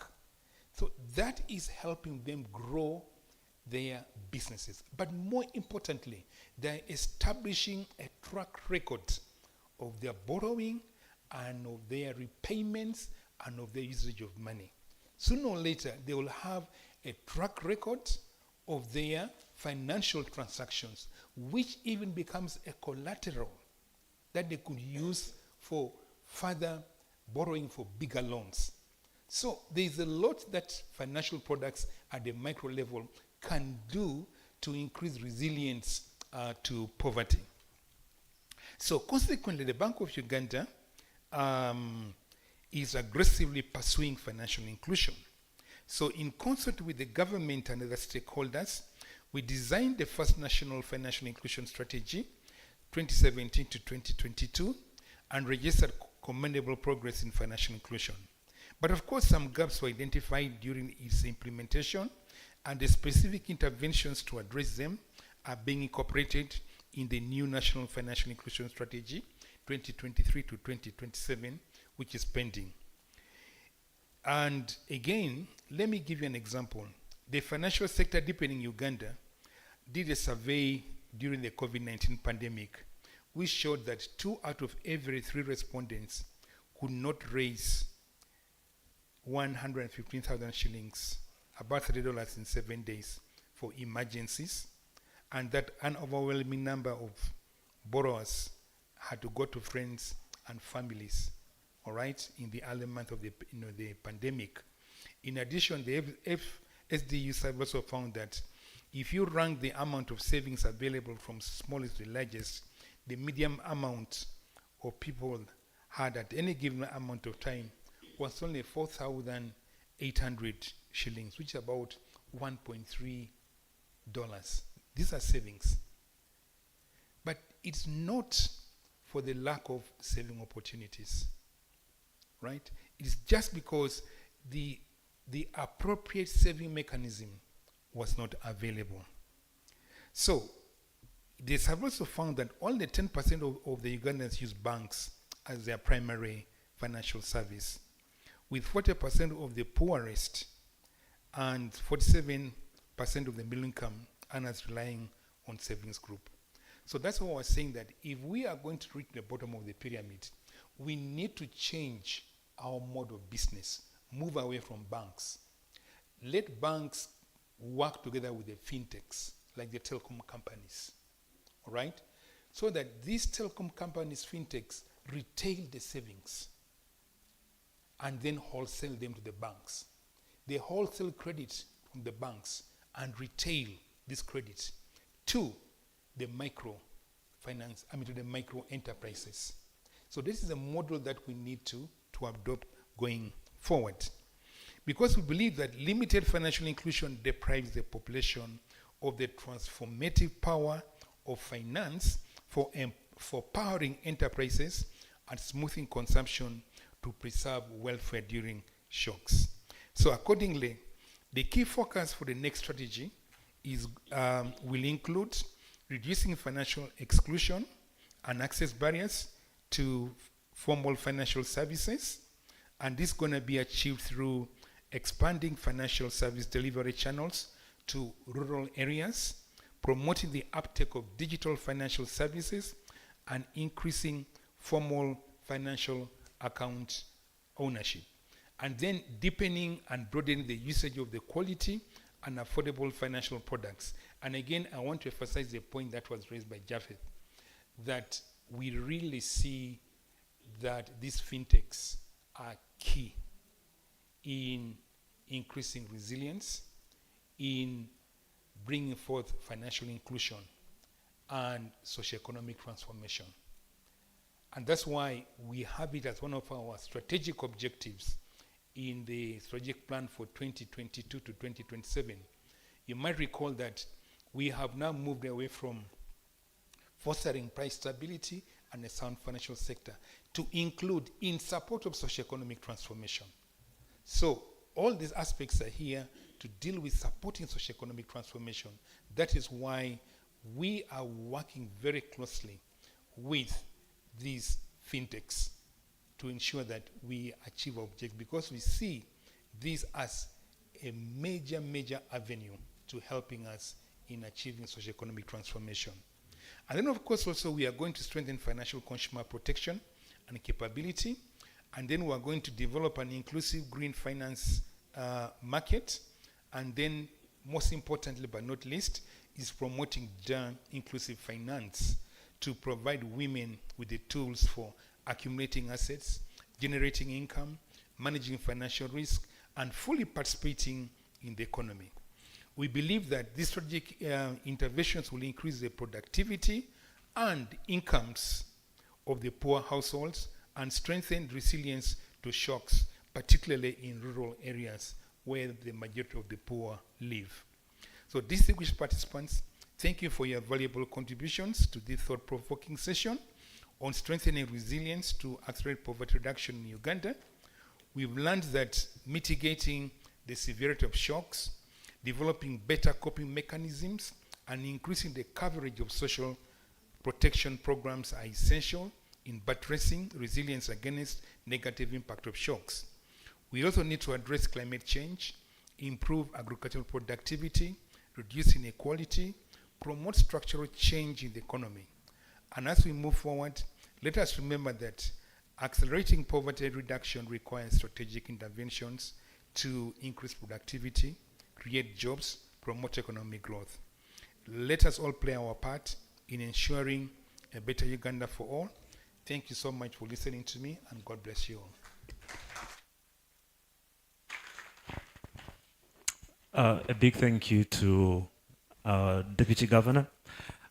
Can I state for the record that every time I hear you speak, I feel confident that our money is in safe hands. You inspire a lot of confidence. So, no, you know, and I'm sure you know this. You know, in other economies, when the governor of the bank coughs, the markets go into turmoil. So it's always very important when they speak to feel like, yeah, they know what they're talking about. So thank you so much, Governor. It's good to hear from you. I know we've had a wonderful session. I know we look a little bit hungry and lunch is ready. And to get you ready for the lunch, I want to invite our practice manager at the World Bank Group in Uganda, Dr. Pierella Pachi, to please come and just sort of see us off as we get ready for lunch. You're welcome. Well, thanks, Ben, but I think you put me in an impossible position. I was already aware that I was standing between you and lunch. Now, definitely everybody else is aware of it. So let me just really not take too much time. And for the purpose of sort of making this short, I'm going to observe all the protocol, as you said before, and I'm going to thank all the very important people that's in here. for participating and for your contribution. For me, it's been a really, really interesting and fascinating discussion. I hadn't been to Uganda since before COVID, but it made me want to come back more often, definitely, because the contribution has been fantastic. So I'm going to highlight only one group of people that I would like to thank out of the very important people here, and this is actually UBOS. The Statistic Office of Uganda, without them and without that data, none of this will have happened today. I think the effort that goes into having this data available, and ideally also more often, more frequent data given the importance of shock, we're fully aware of it. The effort is huge, and I just like to thank them for sort of doing the effort and for maintaining the high standards that Uganda has always had in this area. So I'm just going to conclude summarizing a little bit the messages that we had at the beginning and maybe thinking about the way forward. And I would really like to put all of this in a positive spin, if you like, despite the fact that clearly the global economy, the global situation is not very positive. So let me just sort of saying, first of all, what is the main message of this report? And to me, the way I read it is that basically what was the success of Uganda until 2016 in terms of both growth and poverty reduction? It's under a lot of pressure. The model doesn't work anymore. And the reason why that work doesn't, and that's resulted in poverty not declining very much, declining a little bit. We can argue about numbers, but clearly things have really changed. And it's also growth rates have also come down, inequality has gone up. So why and what can we do about it? And it seems to me there are really two main groups of factors, type of factors. One of them is really a little bit outside the control of Uganda and the government, because it's really what's happened at global level. There are basically a number of things that happen at global level that are resulting in this. One of them is basically COVID, but other things after COVID. COVID and all other health shocks you had, like Ebola, climate shocks, which are becoming more and more recurrent, and then political shocks of different types. Obviously, the biggest one is the Russian invasion of the Ukraine. Now, these things, as I say, they're a little bit outside the control of Uganda and the government, but at the same time, they cannot be forgotten, because that has to stay. And I think basically the events of the last few years have highlighted the importance of learning to deal with shocks.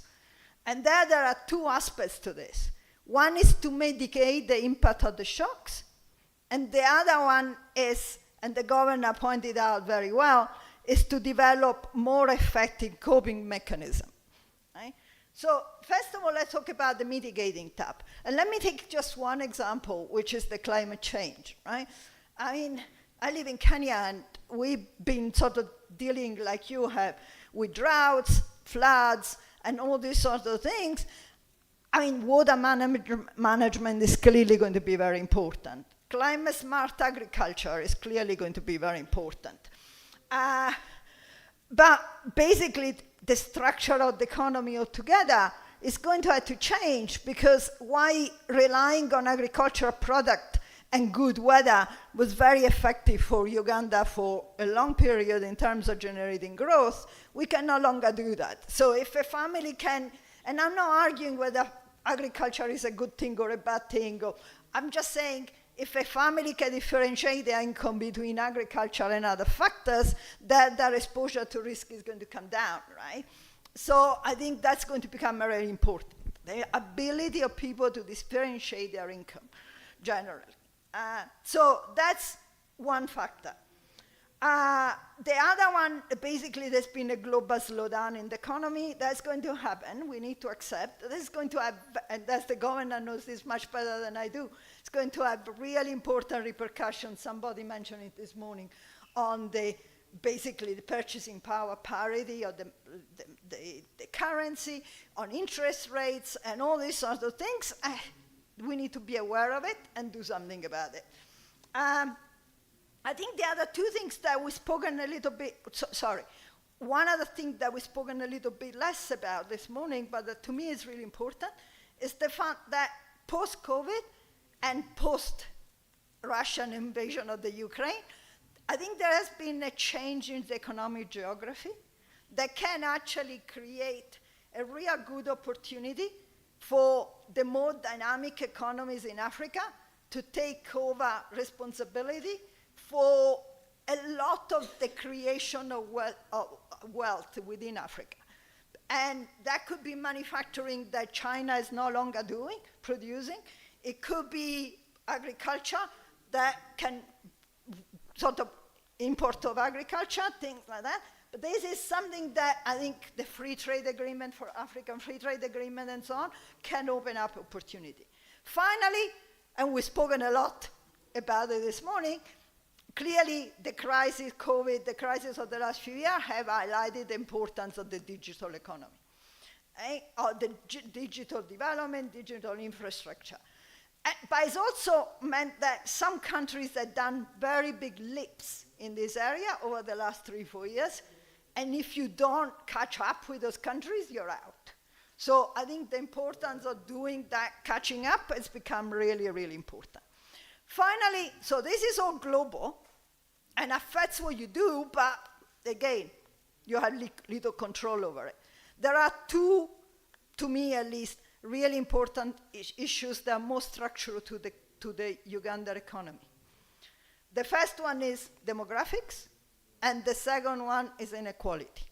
The demographics, we heard all about it. As Mukame tells me, 70% of the Uganda population is under 18. I suspect in a couple of years' time, given what happened during COVID, the percentage is going to go up because of the high fertility rate during COVID. Now, as a mother, I know children are a blessing. I also know they can be a real curse.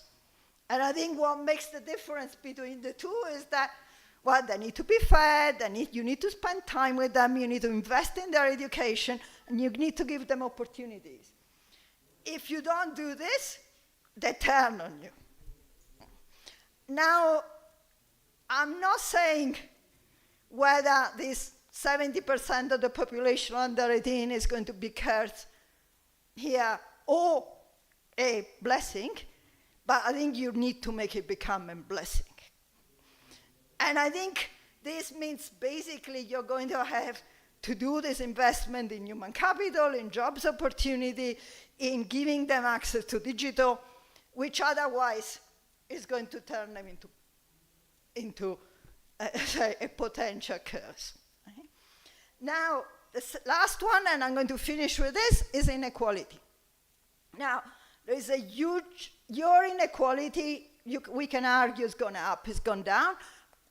It's important. I think what is really important is that the Gini coefficient is about 40, 0.44. The reason why that's important is because there is a lot of empirical evidence across the world that Gini coefficients above 0.4 prevent countries from growing. And I live in Nairobi. As somebody will point that if you know Nairobi a little, you know how effective speed bumps are at reducing speed. And how annoying they also are sometimes. Okay? Inequality with a Gini coefficient of 0.4 is a speed bump. So I think at some stage you need to make this decision. Do you really want to move towards middle-income country? Do you want to move towards really reigniting your growth, the growth you had before 2016?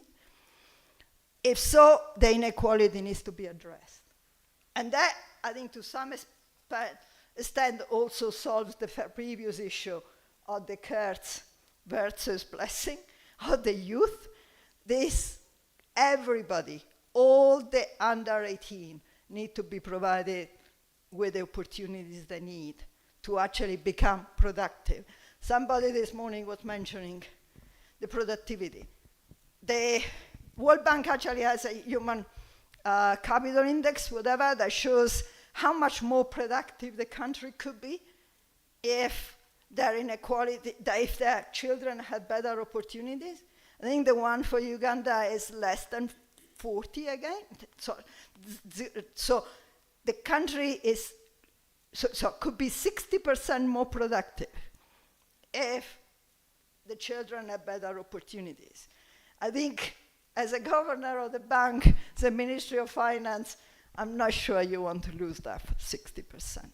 So I think there is a good agenda, but you have a very young population. It's a lot easier to get to work with a young population than it is with the elderly. So I think that could become a plus.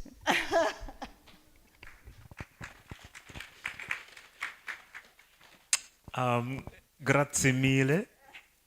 Thank you very much. A big hand clap for Dr. Pirela, which brings us to pretty much the conclusion of our day today. I want to say thank you so much for our panels. Can we please give them a big hand clap? And to our Deputy Governor, of course, we've already thanked you. On behalf of the country manager, the World Bank, and the team, we want to thank you so much for being an incredible part of this journey, and we look forward to having these discussions. I know that there's been some posts that have been shared on social media, so please do go find them and share your thoughts so we can continue this discussion online. Also, a very big thank you to Dr. Aziz for a wonderful presentation today. So thank you so much. And a big thank you to our online audience. Thank you for being with us. As you enjoy your lunch, we'll go and enjoy ours now as well. So we'll say bye to our online audience and to say thank you very much. For those of us in the room, our lunch is going to be served. When you walk out here, you walk straight through to the other side of the floor, same floor, but you just walk straight through. There's a very beautiful lady at the door called Esther, who is going to put her hand up now. You see that beautiful smile over there?